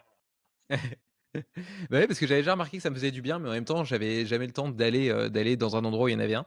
Donc, bah d'ailleurs, ça nous fait un parallèle direct avec le sport. Tu parlais d'objectifs que tu avais cette année, c'est des objectifs pro ou sport? Non, mais enfin, j'ai un objectif, j'ai des objectifs pro, j'en ai tous les jours parce que tu sais, c'est une espèce de rolling, maintenant que ça fait, depuis 2015, du coup, il y en a tous les jours toutes les semaines, elle apporte son lot de nouveautés et de boîtes qui vont bien ou qui vont pas bien et tout. Donc ça, il n'y a pas de date fixe, tu vois, tout le temps à son lot de surprises. Mais sportivement, en fait, j'avais fait mon premier Ironman en septembre dernier, 2023. Et j'ai beaucoup aimé et je me suis dit que cette année, j'allais faire Nice, avec un objectif très ambitieux et probablement pas très atteignable, mais au moins il faut se prendre à rêver, de me qualifier pour Kona Ah yes. pour les championnats du monde, tu vois, en octobre à Hawaï. Donc écoute, c'est un objectif, on va voir comment ça se passe. Euh, mais j'aime bien, c'est une discipline qui me plaît beaucoup, que je trouve. Et tu sais quoi, comme l'entraînement, c'est quelque chose d'extrêmement rigoureux, en fait, ça m'aide beaucoup dans mes semaines. Parce que ça me pousse à la rigueur de manière générale, en fait, au sens large. Pour moi, c'est un outil de rigueur formidable, quoi. Et puis je trouve aussi qu'il y a un truc qui est génial avec le sport, c'est que tu as une progression qui est quand même relativement linéaire et quantifiable, là où nos environnements d'entrepreneurs ou liés à l'entrepreneuriat sont par définition variables et chaotiques. Attends, répète-moi ça. Eh ben, ton métier, il est chaotique. Tu vas investir dans Oui. des boîtes, et cetera. Tu penses qu'elles sont géniales, et puis peut-être qu'il y en a qui vont pas marcher, et puis tu peux jamais vraiment prédire l'avenir. Tandis que dans le sport, eh ben, si tu t'entraînes de façon régulière et disciplinée, eh ben, tu fais que progresser. Il y a un côté hyper linéaire qui t'apporte une forme de victoire constante et qui, je trouve, équilibre la partie chaotique du travail. Ouais, je suis d'accord. Et c'est probablement un bon équilibre à aller chercher au quotidien, enfin, tu vois, pour qui que ce soit. C'est trouver cette balance entre les choses qui nous structurent et les choses qu'on subit de la vie et qui sont assez déstructurées, quoi. T'as toujours été très sportif? Jamais. J'étais nul, moi. Je faisais pas À l'école, j'étais nul dans tout. Euh, et après, enfin, en sport, j'avais comme tout le monde, j'avais 15 de moyenne. Et après, plus tard, moi j'ai eu des enfants jeunes, tu vois. J'ai eu le premier, j'avais 27 ans. Et après, on en a eu trois en 3 ans et demi. Donc, faire du sport, c'était pas, tu vois, j'avais du mal à mettre ça dans la tête, quoi. Juste, j'ai arrêté le scooter quand j'avais 30, 30, 32, 31, 32, un truc comme ça. Euh, et là, je me suis mis au vélo. Donc, j'avais un vélo à Paris pour me déplacer, un petit Brompton. J'ai essayé le squash 3 mois et je me suis pété le pied. Donc, j'ai eu 3 mois d'arrêt. Après, j'ai arrêté le squash. Ensuite, j'ai fait un peu d'escalade 6 mois. Mais j'ai trouvé que c'était assez chronophage. Avec le fait que j'aimais bien ça. Et puis, c'est tout, quoi. Et il y a 2 ans, je me suis mis au vélo. J'ai bien aimé.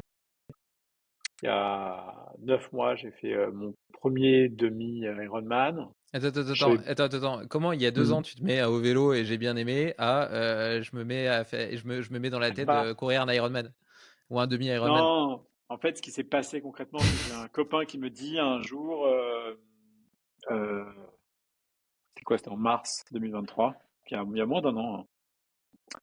Il me dit, ouais, Jean, je viens à Aix pour faire le demi-Ironman. Donc le demi-Ironman, c'est 1,9 km de nage, 90 km de vélo et un demi-marathon, donc 21 km, les uns à la suite des autres. Et il me dit, j'ai vu que tu faisais un peu de vélo. Enfin, non, est-ce que tu peux m'héberger? Il commence comme ça. Moi, j'ai dit, écoute, oui, je peux t'héberger, viens, ça va être sympa. Il me dit, mais vu que tu m'héberges, est-ce que tu veux pas le faire? Tu vois, j'ai vu que tu faisais du vélo, tu peux bien nager 2 bornes et courir 21 bornes.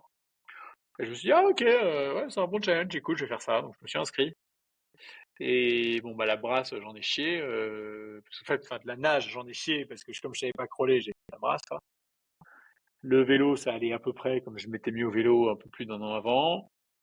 Et la course à pied, j'en ai chié parce qu'en fait, j'avais à peine couru depuis 10 ans. Il y a 10 ans, quand j'avais couru 10 fois, quoi. Donc, ça compte pas. Et ça m'a piqué, en fait. Et du coup, le lendemain, j'ai décidé de booker un coach. Et un coach qui m'a dit, bah, si tu veux préparer un full Ironman en 2024, on va t'aider à préparer d'abord un demi-Ironman en septembre. Et je me suis rendu compte pendant mes entraînements au mois d'août que le demi-Ironman de septembre, en fait, tombait un dimanche. Et moi, ça m'arrangeait pas parce que j'avais des rendez-vous le lundi et tout. C'était galère de revenir d'Italie le dimanche soir. Donc, je me suis finalement inscrit pour la course de la veille, le samedi, qui était un full Ironman. Et donc là, ce jour-là, j'ai fait mon premier full Ironman et qui s'est plutôt bien passé parce que j'ai terminé en 10h30 en étant bien en forme et tout. Et donc, je me suis dit, bah tiens, bah, puisque ça s'est bien passé, il faut que je continue, quoi. Et voilà. Et en fait, j'adore. Qu'est-ce que tu as ressenti du coup, en 10 heures, 10h30, de course? Tu fait un petit voyage intérieur? T'es arrivé, t'as pleuré? Qu'est-ce que tu as ressenti? Mmh. Écoute, j'ai versé quelques larmes en arrivant au demi de Aix et j'ai versé quelques larmes en arrivant à l'arrivée du full en Italie, à Cervia. Mais ce que j'ai ressenti, en fait, surtout, c'est, si on en est revenu à ce qu'on se disait avant, j'ai ressenti vachement de sérénité, tu vois. À la fois quand j'avais mal pendant le run, quand c'était long pendant le vélo, ou quand tu te tapais les méduses pendant la natation, en fait, j'étais là où je devais être, tu vois. C'est comme quand je suis avec un entrepreneur en rendez-vous, je suis là où je devrais être. Et je devrais pas être ailleurs. Et c'est pour ça que parfois il y a des moments qui sont un peu douloureux, tu vois, là. Je fais des refinancements sur des boîtes et tout. Ça me fait chier parce qu'on parle de refinancement. Mais moi, refinancement, en fait, c'est pas ce qui me fait vibrer, quoi. Ce qui me fait vibrer, c'est les histoires des boîtes, c'est ce qu'elles ont à faire, c'est l'histoire de l'entrepreneur, quoi, tu vois. Euh, mais vraiment, donc je me suis dit, ouais, je suis à ma place. Et c'est vrai que quand tu te retrouves dans des endroits comme ça et tu te dis, putain, je suis à ma place, ça fait, bah rien, t'es bien, quoi, t'es en paix. J'ai l'impression quand même dans ta vie, que ce soit quand tu as quitté The Family, ou non, quand tu as rejoint The Family alors qu'ils pouvaient pas te payer, ou là avec les Ironman et puis dans quelques autres exemples que tu as cités, que tu aimes bien quand même te confronter à la difficulté, à la variabilité, au chaos, aux choses qui te donnent le sentiment peut-être d'être vivant, dont tu peux être fier. Je pense qu'il y a un petit côté égotique derrière aussi, mais Bien sûr. qui derrière, te donne aussi des référentiels de victoire, tu vois? Qui, derrière fondent, je trouve, une forme de tu vois ce que tu disais tout à l'heure en mode rien n'est grave, on peut l'entendre de deux façons. Rien n'est grave parce que je sais qu'il y a des choses beaucoup plus graves, il y a des gens qui sont malades, qui meurent, etc. Et ça, c'est vraiment grave. Donc tu l'as par biais de contraste, mais tu peux aussi le voir sous le prisme de je sais que j'ai en moi des ressources qui me permettront dans tous les cas de rebondir. J'ai confiance en, Oui, c'est en ma vrai. force intérieure. Ouais, c'est vrai. Ça, c'est vrai. Et je pense que c'est la confiance que m'ont donné mes parents quand j'étais jeune qui a fait ça. Euh, mais c'est intéressant ce que tu dis. Moi, j'adore le chaos. Je trouve que j'adore le chaos aussi probablement parce que parce qu'en fait, je navigue bien dans le chaos. J'aime bien ça. Tu vois, quand il y a un fight, quand il y a une merde et tout, comme je suis assez, comme je relativise vachement les choses, en fait, ça me fait ni chaud ni froid. Et pendant que les gens, en fait, sont en zone de stress, ont les hormones qui partent en couille, tu vois, avec leur cerveau vrille à droite, à gauche et tout, généralement, c'est ces moments-là où j'arrive à strike. Et dans une course, c'est un peu la même chose, tu vois. Le mental me fait pas défaut. J'ai un super mental quand c'est la merde. Mais vraiment quand c'est la grosse merde. Quand c'est une petite merde, bof. Mais les grosses merdes, je dis pas que j'aime ça, mais putain, c'est un peu là que je prends du plaisir quand même, quoi. Ça me parle pas mal aussi. À la base, j'ai pas un gros passé sportif et puis je m'amuse à réaliser des petits exploits à mon niveau maintenant. Et s'il y a bien une chose dont je suis sûr, c'est que jamais j'abandonnerai. Tu vois, je suis pas très bon, j'ai pas de grande capacité d'endurance musculaire ou quoi que ce soit, ni un gros passé sportif, mais je sais que j'ai ça avec moi et que l'échec, en tout cas, sauf forcé, n'est pas une option. Et c'est quand même assez appréciable. Et j'aime bien cette citation qui dit que, en gros, bah, choix difficile, vie facile, ou alors, je sais pas si en Ironman, dans tes entraînements, tu utilises la notion de RPE pour noter l'intensité et la difficulté d'une séance. Donc, tu vois, par exemple, un RPE 2, ben, c'est facile, et RPE 8, c'est une séance plutôt intense, type, par exemple, fractionnée. Mais j'aime bien cette idée de dire que, justement, le fait de travailler dans des séances à RPE élevé rend le RPE de la vie beaucoup plus faible. Ah, c'est marrant ça. Ouais, alors moi je fonctionne plutôt avec trois intensités, quoi. Tu vois, faible, modérée, forte, Ouais, avec, je pense, 70%, en zone 2. 70% en zone 2, peut-être un petit 20%, un petit 20% en zone modérée, un 10%, je sais pas ce que représentent les en minutes et tout, mais en fait, les trois me procurent beaucoup de plaisir. Parce que le premier, l'endurance fondamentale, c'est vraiment un travail de mental, quoi, parce que c'est là pour la durée. Le deuxième, modéré, je l'aime bien parce que c'est un travail, c'est un effort soutenu pendant une durée qui est pas négligeable. Mmh. Et donc là, tu rentres dans les retranchements, quoi. La Ça, c'est... ténacité. Ah putain, la ténacité. Là, tu te butes, là, quand Ouais, mon c'est les coach me pires. dit, ah, tu vas faire 60 minutes à 250 watts sur ton vélo, je dis, ah, voilà. Non, c'est les Et, pires. mais sauf qu'avant ça, il faut que tu fasses une demi-heure avant en zone 2, une demi-heure après. Ah, putain, et c'est 60 minutes quand elle commence, tu fais là. Allez, tu pédales, puis tu regardes le timer, et quand le timer est à 35, tu dis, ah, je suis presque à la moitié. Puis très rapidement, tu arrives à 25. À 25, tu dis, ah, je suis pas loin de la fin, dis donc. Euh, donc, tu vois, il faut s'accrocher à des trucs. Et l'intensité, parce que c'est la fierté du dépassement, tu vois, de soi, d'être allé au-delà de ce qu'on pensait être possible. Et ça, c'est con, mais sur le moment, t'en chies grave, et après, t'es hyper fier de toi. Ouais, mais moi celle du milieu là, les séances tempo, c'est celles que c'est les pires, c'est les pires. Limite, elles me font peur avant de devoir les passer, et puis quand je reviens, je me dis, «Ouais, je suis quand même fier d'être arrivé au bout, quoi», mais Ah, elles pareil. sont horribles. Et d'ailleurs, ça ressemble à quoi à peu près tes semaines d'entraînement? Donc, mes semaines d'entraînement, c'est une quinzaine d'heures par semaine à peu près. En gros, je vais avoir 3 séances de vélo, 3 séances de course, 2 séances de natation. Natation, il y a plusieurs options, mais généralement, j'essaye d'y aller le lundi matin tôt. euh, et ou le mardi matin tôt, et une fois à Paris le vendredi tôt. Donc ça, c'est pour les séances de natation. Sur vélo, course à pied, je vais avoir généralement 2 séances à l'heure du déjeuner à un moment donné, tu vois, une séance matinale tôt pendant la semaine, et 2 séances le week-end et 2 séances le soir, quoi. Et donc rapidement, en fait, tu arrives à les caser. En fait, caser, au début, je pensais que c'était impossible, mais en fait, caser 15-16 heures par semaine, c'est... Bon, t'es tout le temps en jogging. Bon, ça, malheureusement, c'est un peu la contrainte. Mais en fait, ça se case assez facilement. C'est assez rapide. Et puis en plus, sur les runs et sur le vélo, tu vois, le vélo, j'en ai fait ce matin. Je me pose sur mon vélo, je prends mon inbox, je te dis, je suis à 150 au départ et je suis à 15 à l'arrivée, quoi, à peu près. Donc, t'as fait beaucoup, beaucoup, beaucoup de trucs pendant tes 2 heures de zone 2. Et quand je cours, il est très fréquent que j'ai quelques entrepreneurs qui m'ont demandé des conseils sur X, Y, Z sujet. Et je vais en prendre deux, trois au téléphone pendant mon run. Et 90% du temps, ils me disent, ah, et là, tu fais quoi? Ou je sais pas quoi. Et je leur dis, bah, je suis en train de courir. Et ils avaient même pas remarqué que j'étais en train de courir, tu vois. Donc, les AirPods font un travail formidable là-dessus. Ouais, ouais, ouais. Et puis en plus, ouais, non, mais ça, je trouve que, je trouve qu'on a trop tendance à opposer le sport, le mouvement, etc., avec le travail, alors que les deux pourraient tout à fait être intriqués dans un quotidien. Et c'est même mieux, tu vois, parce qu'aujourd'hui, il y a quand même le concept de sportif sédentaire, donc des gens qui se butent à la salle, mais qui derrière restent assis 8 heures par jour. C'est les gens Euh, inefficaces qui disent ça. Non, mais C'est, et en plus, en passant tes coups de fil pendant que tu es en train de courir, eh ben, ça t'oblige aussi à être dans la bonne zone, parce que si tu es un petit peu trop tout à fait. rapide, bah, tu vas perdre la maîtrise de toi, etc. Donc, ça a plein d'avantages et d'adaptations potentielles.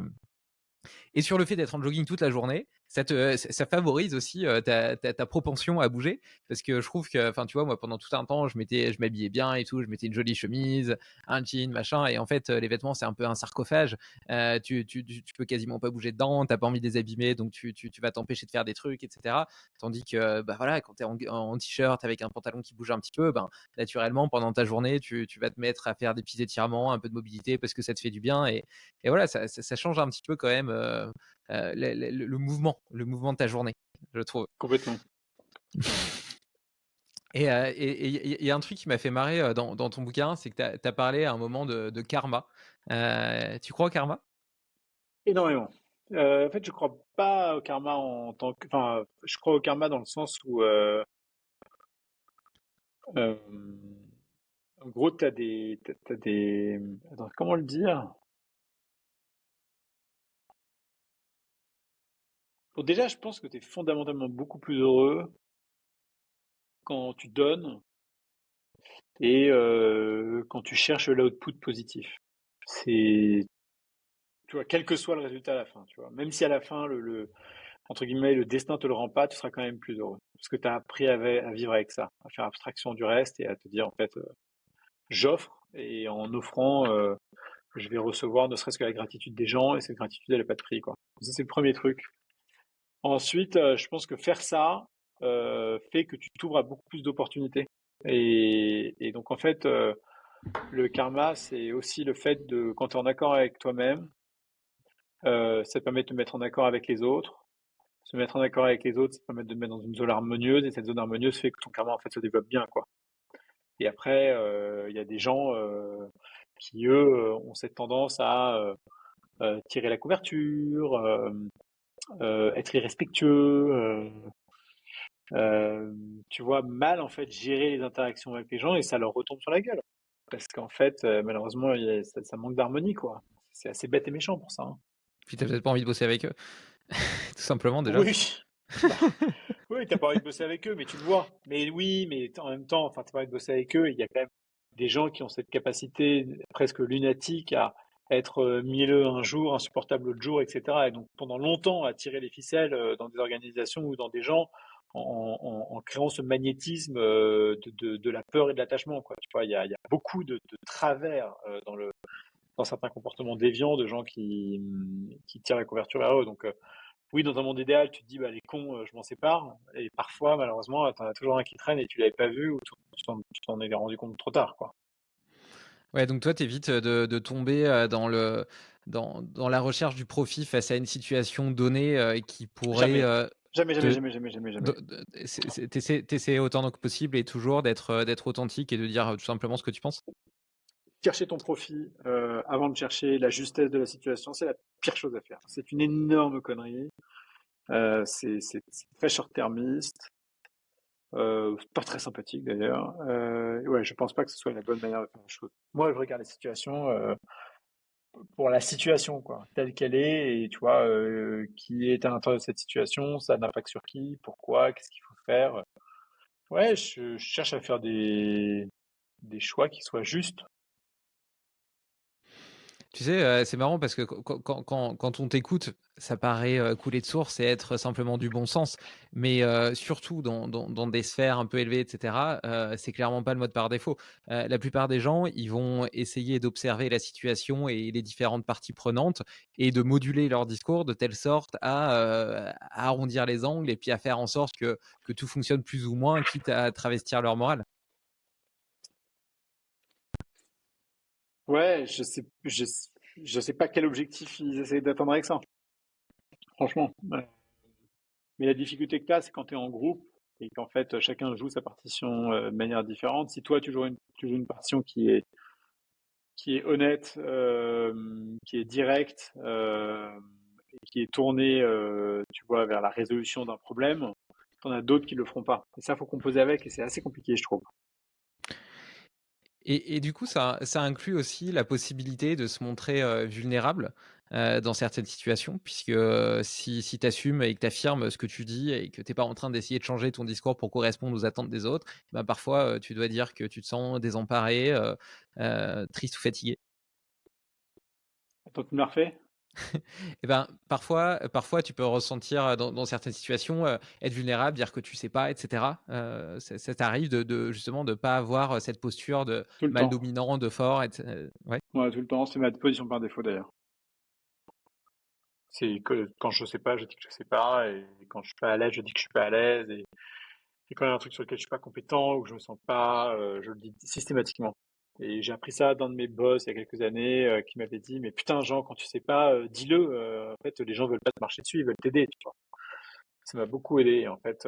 Et d'ailleurs, comme c'est quelque chose qui est assez rare, en fait, les gens apprécient beaucoup la vulnérabilité et probablement la soignent beaucoup plus que l'on peut le penser, quoi.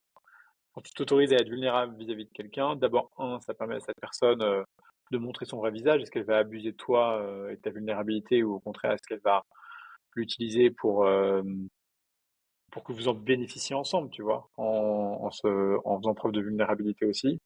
Je pense que c'est un bon marqueur aussi du vrai caractère des gens. Et ensuite, moi j'ai remarqué en tout cas que ça me servait beaucoup plus que ça me desservait.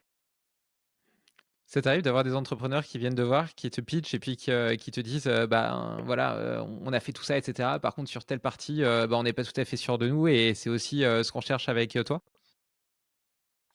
Oui, mais alors moi, malheureusement, je suis pas quelqu'un qui trouve des solutions aux entrepreneurs. Mon job, c'est de poser les bonnes questions pour les aider à trouver la solution. Mon job, c'est de les aider à prendre du recul. Mon job, c'est de les connecter aux bons investisseurs le jour J, de les aider sur leur levée de fonds, de regarder tous les patterns qu'on a dans d'autres boîtes pour leur distiller, etc. Et on va pas régler leurs problèmes.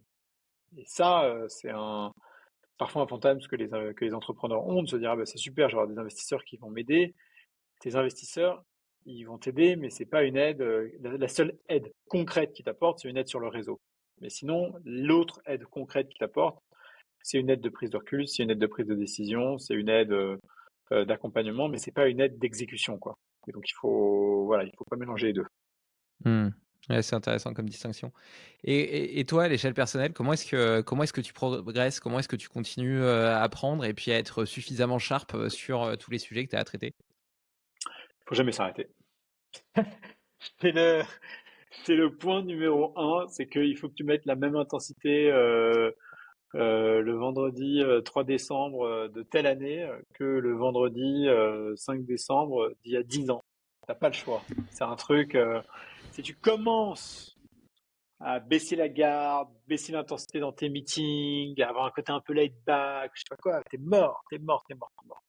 Il faut y mettre la même intensité tous les jours. Et moi, tous les meetings que je fais avec tous les entrepreneurs, en fait, évidemment, parfois j'ai des loupés, je suis pas en forme et tout, ça va pas, mais 95% des fois, j'ai la gouache, je suis dedans, quoi, j'ai envie. Et donc, moi, mon diapason, le truc qui me permet de savoir si je suis dans le coup ou pas, c'est est-ce que j'ai l'énergie. Ouais, mettre vraiment, de l'intensité dans chaque minute, dans chaque chose que tu fais, viser l'excellence à chaque fois et tu vois, encore une fois, j'aime bien, excuse-moi, hein, je garde cette espèce Vas-y. de filigrane, de cette relation, de ce parallèle avec la mort. Tu vois, moi, la semaine dernière, j'étais à Paris, je suis parti à 4:30 lundi matin et puis à 8 heures, il y a ma femme qui m'appelle pour me dire que, l'ouvrier qui était venu poser les Velux, chez nous est tombé du toit et s'est tué. Et forcément, ça me touche parce que j'ai rencontré, parce qu'il était gentil, parce que quand la mort toque à ta porte, et ben, ça fait toujours bizarre. Et puis je peux pas m'empêcher d'imaginer que pour lui, c'était une journée comme une autre. Qu'il est parti peut-être le lundi matin après avoir pris un café distrait, qu'il a peut-être à peine pris le temps d'embrasser ses enfants ou sa femme. J'en sais rien, évidemment. C'est moi qui suppute et qui projette, mais et que bien évidemment, tu vois, personne pouvait s'attendre à ça. Et je trouve que c'est si facile de tomber dans cette espèce de facteur d'habituation à reproduire ce que tu fais jour après le jour sans mettre de conscience justement dans chaque minute. Et je suis pas en train de dire que tout le monde doit forcément sur-remplir ses journées comme j'ai tendance à le faire, mais au moins choisir consciemment comment est-ce qu'on veut vivre chaque minute et puis avoir la responsabilité de ce qu'on en fait. Je trouve que c'est ce qui transpire vraiment de ton discours et j'en reviens avec cette idée de justesse, c'est d'être juste à ta place, d'essayer d'être authentique dans ce que tu fais et puis de donner à chaque fois le meilleur de toi pour la minute qui suit plutôt que de fantasmer sur ce que tu pourrais être dans 10 ans. Et c'est sûr que ça fait hyper développement personnel et puis que c'est des belles phrases qu'on entend dans les livres, mais tu l'incarnes vachement et je trouve que c'est sympa de le souligner parce que probablement qu'en vivant comme ça, eh bien, d'une part, on participe à rendre la société, le monde meilleur et puis en plus, je pense qu'en termes de satisfaction, de croissance personnelle et d'épanouissement, c'est probablement, la meilleure voie, vers le bonheur. Ouais, il faut vivre, sans regret et c'est pour ça qu'il faut savoir de temps en temps prendre des décisions courageuses, qui vont avoir des impacts, tu vois, sur ta carrière, sur des aspects matériels, qui peuvent paraître importants, mais qui en fait, ne sont rien par rapport à tout le reste, quoi. Et c'est pas facile, hein, de d'avoir toujours cette présence d'esprit, hein. Et ouais, c'est hyper important. Tu as Que 40 chaque jour peut être le dernier. tu 40 ans, tu as des rêves là qui te motivent à part les championnats du monde d'Ironman? Moi, mes rêves, c'est que j'ai on a financé pas mal d'entreprises depuis quelques années, donc évidemment, j'ai rêve que certaines d'entre elles deviennent iconiques, tu vois, deviennent extraordinaires et il y en a qui sont, sur ce chemin-là, il y en a, qui ont, tu vois, qui sont dans des phases un peu plus difficiles et est-ce qu'elles vont arriver à se retourner, à y arriver, je ne sais pas. Donc, ouais, il y a tout ça. Pour moi, aujourd'hui, mes rêves, c'est le succès de quelques entrepreneurs qui vont faire des trucs extraordinaires. Parce qu'on a plein de petits succès, mais en fait, tu cherches toujours ton gros succès, tu vois. Ton championnat du monde de l'investissement, c'est quoi? Bah, c'est une ou deux boîtes qui va valoir plusieurs milliards ou dizaines de milliards et dans laquelle tu auras cru au début, tu auras mis beaucoup d'argent et qui te le rendra bien, tu vois. Il y a ce fantasme-là. Donc, d'abord, est-ce que ça va arriver? Je pense. Est-ce que ça va arriver dans 2 ans, dans 5 ans ou dans 10 ans? Je sais pas. Mais ouais, il y a quelque chose autour de ça qui, moi, me travaille un peu. Et puis, j'ai aussi l'impression que ça justifie tout le reste, tu vois. Parce qu'on a plein de petites victoires, mais tu vois, la grosse victoire, c'est celle qui, en fait, qui te dit, putain, c'est pour ça que j'ai fait tout ça, quoi. Alors, c'est un peu le pinnacle, tu vois, c'est ta médaille d'or des Jeux Olympiques, quoi. Et donc, ouais, j'aimerais bien. C'est quoi les deux trois licornes que tu as en course là? Non, mais il y a plein de boîtes qu'on aime bien, mais tu vois, on a une boîte, par exemple, aux États-Unis qui s'appelle Dagger, qui a été financée par Solomon Hykes, qui est le cofondateur de Docker. C'est une boîte très technique, mais moi, j'aime beaucoup le garçon, j'aime beaucoup la boîte. Je pense que ce qui fait un potentiel énorme sur son marché, qui est un sujet très technique, hein, donc je ne vais pas te bassiner avec ça, mais c'est partie d'entrepreneurs dans lesquels je crois beaucoup. Il y a évidemment Antoine Martin, le fondateur de Zenly, qui a créé cette nouvelle boîte qui s'appelle Amo, dans le social consumer, et qui est à la fois un garçon hyper généreux, et hyper talentueux, et hyper bosseur, et qui est très bien entouré. Et donc, tout ce que tu lui souhaites, tu vois, c'est de réussir extrêmement bien. Et, euh, et après, il y en a plein d'autres auxquels je pense, mais je vais m'arrêter là. Mais ouais, on a plein de boîtes qui sont sur ce chemin-là et tu as envie qu'il y en ait 3, 4, 5 qui deviennent vraiment iconiques, quoi. Bon bah, rendez-vous dans 2-3 ans pour voir le résultat alors. Putain, yes, ça serait bien dans 2, 3 ans, dis donc. 2, 3 ans, c'est demain, hein, ça va vite, hein. Tu as déjà donné pas mal, au cours de notre échange. Est-ce qu'il y a des hacks que tu utilises au quotidien et qui te permettent d'exprimer pleinement ton potentiel? Qui te donnent l'impression vraiment de faire la différence et puis, de donner le meilleur de gens?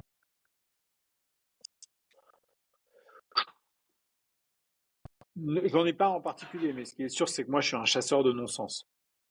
Si, tu vois, je fais pas de brainstorm à moins que c'est vraiment un sujet qui le mérite. Je rentre pas dans des discussions sans agenda clair. C'est mon côté ultra rationnel, ultra cartésien, ultra pragmatique, ultra, je te dis chasseur de non-sens, qui fait que je suis une machine au quotidien. C'est tout. Euh, et ça me sert énormément. Et c'est ça qui fait aussi que dans les conversations avec les entrepreneurs, je peux sauter des sujets très vite et qu'on va rapidement arriver au cœur des sujets et pas traînasser ou tourner en rond autour de fioritures, quoi. Je pense que les entrepreneurs apprécient ça. C'est que quand ils sortent d'un échange, ils se disent ah, cet échange, en fait, il était énergisant, c'était les bonnes questions, et ça m'a donné envie de bosser avec eux. Est-ce que, il reste de la place pour la sérendipité? Pour, le hasard? Pour, le fait, d'une conversation qui avait pas forcément d'objectif déterminé, mais qui t'a amené pile à l'endroit où tu devais aller? Tout le temps, plein. C'est mon quotidien, ça.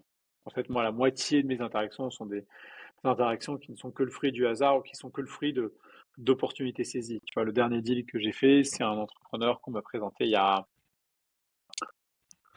y a 2 mois, que j'ai vu en personne il y a un mois, et c'était pile au bon moment pour lui et pile au bon moment pour moi. Et donc, on a connecté tout de suite et je l'adore. Et je me dis, putain, c'est génial, un entrepreneur comme ça. On a envie de bosser avec lui, en fait, tout le temps, quoi. Et donc, et ça, c'est la sérendipité. Et il y en a plein, plein, plein, plein d'histoires comme ça. Zenly, Antoine Martin, c'est de la sérendipité, tu vois.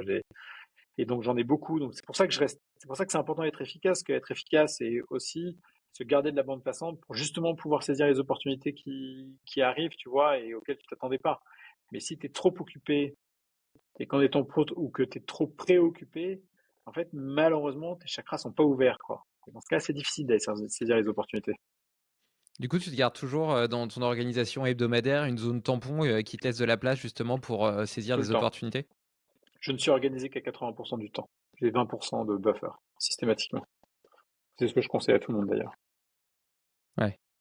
Ouais, même, ne serait-ce qu'en termes de gestion de la charge, émotionnelle, ça doit être beaucoup moins stressant, que d'être toujours à 100 et puis d'arriver à la fin de la journée en disant: «Putain, j'ai pas fini ma journée» et du coup, il y a quand même une grosse frustration liée au fait de pas réussir à atteindre, et à traiter tous les objectifs qu'on s'était fixés. Ouais, c'est clair. Et puis alors là, en ce moment, bon, là, c'est une journée particulière, mais tu vois, entre aujourd'hui et hier, j'ai reçu beaucoup, beaucoup, beaucoup d'emails. Je me dis, putain, mais quand est-ce qu'ils vont s'arrêter? Et en fait, là, je sais que je suis dans un tunnel. Et dans ce cas-là, je préviens mes proches. Je leur dis, attention, tunnel.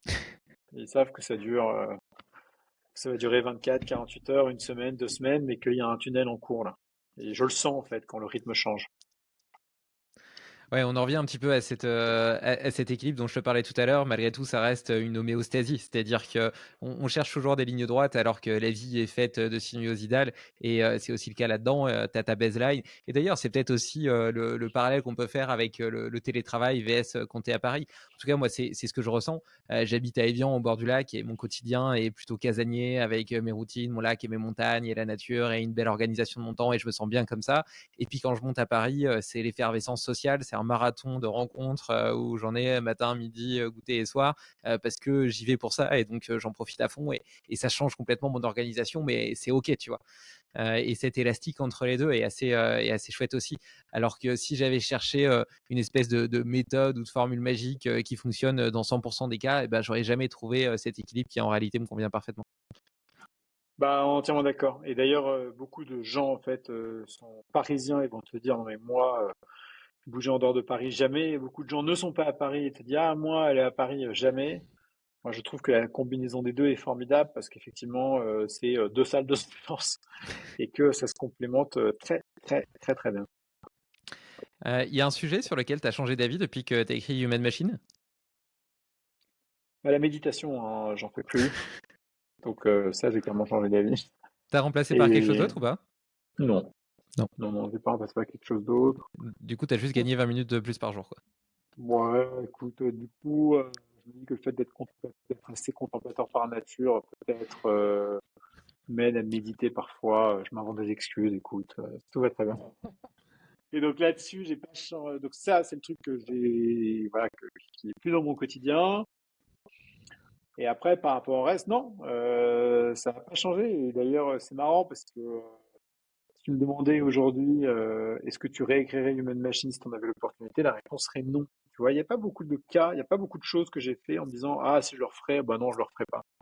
Tu vois, j'ai trouvé c'était hyper difficile parce que je l'ai écrit en anglais, il a fallu que je le fasse traduire en français, après il a fallu reprendre la version française, puis après il a fallu réorganiser. En fait, c'est beaucoup de lecture sur surlecture, sur relecture, et ça devient vite pénible. Et en fait, c'est devenu un poids, alors qu'au début, je croyais que c'était pour moi un exercice de libération. Mmh. Après, tu as trouvé une autre voie d'expression avec, Substack qui en réalité te donne, la Oui, tonalité et la liberté, que tu cherches.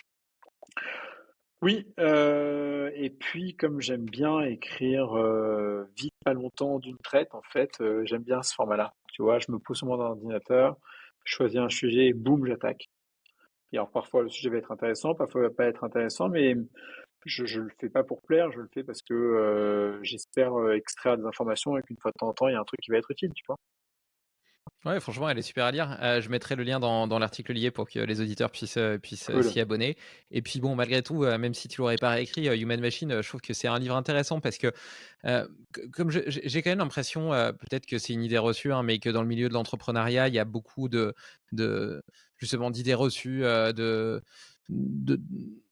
ouais, il y a plein de choses qui dysfonctionnent un petit peu et il y a pas beaucoup d'ouvrages, qui s'intéressent, à leur santé mentale, à l'organisation, au fonctionnement des organisations et du management, qui distillent, des valeurs comme tu le fais. Et je pense que ce livre a une utilité, dans ce contexte parce que, jusqu'à maintenant, la littérature est plutôt tournée sur, le business, sur comment est-ce que tu optimises ceci ou cela, mais pas assez sur comment est-ce que tu optimises celui qui le gère. Comment tu optimises, le capitaine ou, ceux qui ou ceux qui y bossent. Et donc, je trouve qu'à cet égard, et de par la légitimité en plus que tu as acquis par ton poste chez Kima, et ben, il participe et il apporte quelque chose à la société. Tu vois, on parlait de sens et du fait d'avoir le sentiment de laisser une trace positive derrière soi. Et ben, je pense qu'en faisant ça, à défaut d'avoir pour l'instant une licorne à ton catalogue, tu as participé. Oui, oui, oui. Je suis très heureux du résultat, hein. Tu sais, on a vendu plus de 10 000 exemplaires et tout, et je reçois régulièrement des messages et ça me fait toujours très plaisir. Donc j'ai pas de regrets, au contraire, j'ai beaucoup de gratitude pour cette expérience qui m'a été donnée. Et c'est cool, quoi. Franchement, c'est cool. Enfin, je suis très heureux, quoi. Mais, mais c'était waouh, ouais, c'était intense. Je pense que je peux deviner un petit peu ce que tu vas répondre à cette question, mais est-ce qu'il y a une leçon de vie que tu aimerais donner, transmettre à tes enfants, à tes 3 enfants? Je le vois en fait dans leur quotidien, tu vois, ma fille, elle est. Donc on a failli, donc, quand ma femme est tombée enceinte de notre fille, elle a attrapé la toxoplasmose et donc du coup, la toxoplasmose c'est dangereux, hein, pour un enfant, pour la grossesse. Et en fait, il fallait soit la garder, soit ne pas la garder. En fait, on n'avait pas le choix parce que c'était maintenant ou jamais, quoi. Donc c'est assez difficile comme décision à prendre. Bon, du coup, on l'a gardée. Et ce que je disais à ma femme à l'époque, c'est bah écoute, si elle aura des déficiences, quelles qu'elles soient, ce sera quand même notre fille et ce sera génial. Et on fera avec. On a eu de la chance parce qu'avec les médicaments et tout, finalement, tout s'est très bien passé. Il y a eu zéro séquelle. Mais du coup, je pense que tu transmets aussi à l'enfant un peu ce stress, quoi. Et ma fille, elle est assez hyperactive. Elle a un peu un stress de l'abandon alors qu'on est hyper présent. Donc il y a ce truc-là. J'ai un enfant numéro 2 qui, lui, est sur les rails, sait ce qu'il veut faire, se contente de peu, fait son petit bout de chemin. Et un aîné qui, là, a 13 ans et qui commence à se chercher et qui est en stress de ne pas savoir ce qu'il veut faire plus tard dans la vie. Donc, moi, vraiment, ce que j'invite tout le monde à faire, c'est trouver le chemin de la sérénité. C'est la seule chose qui compte, quoi. Parce que la sérénité, en fait, les gens parlent tant de bonheur, mais en fait, le bonheur, c'est probablement qu'une extension d'une première étape qui est une étape de sérénité, quoi. Il faut aller trouver ce petit truc. C'est important de trouver cette sérénité, elle est essentielle. Et donc, on n'en parle pas assez, mais il le faut. Et ça veut dire la sérénité avec soi-même, du coup avec les autres, avec l'environnement qui nous entoure, avec les choix qu'on fait. Il y a quelque chose qui est de l'ordre de se regarder dans la glace et de faire des choses qui sont vraies par rapport à nous-mêmes, quoi.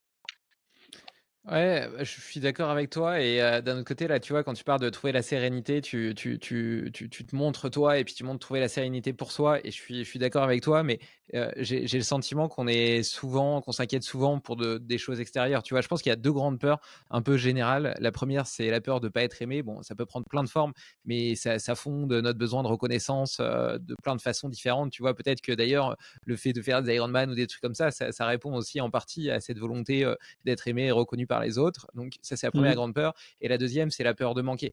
La peur de manquer parce qu'elle est liée à notre... aujourd'hui, on sait qu'on peut survivre parce qu'on a un toit, on a de la nourriture à profusion, etc.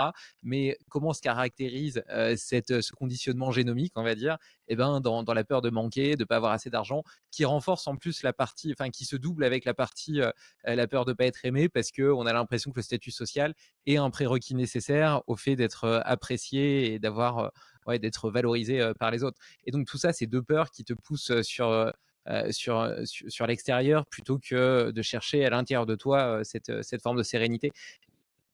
Hyper intéressant cette histoire du regard de l'autre, parce que je pense que c'est vrai. Mais la sérénité, c'est aussi s'entourer de gens qui nous le rendent bien, tu vois. Et Mmh. on a souvent tendance à s'entourer et pas se demander, et on se demande pas de qui on est en train de s'entourer, quoi.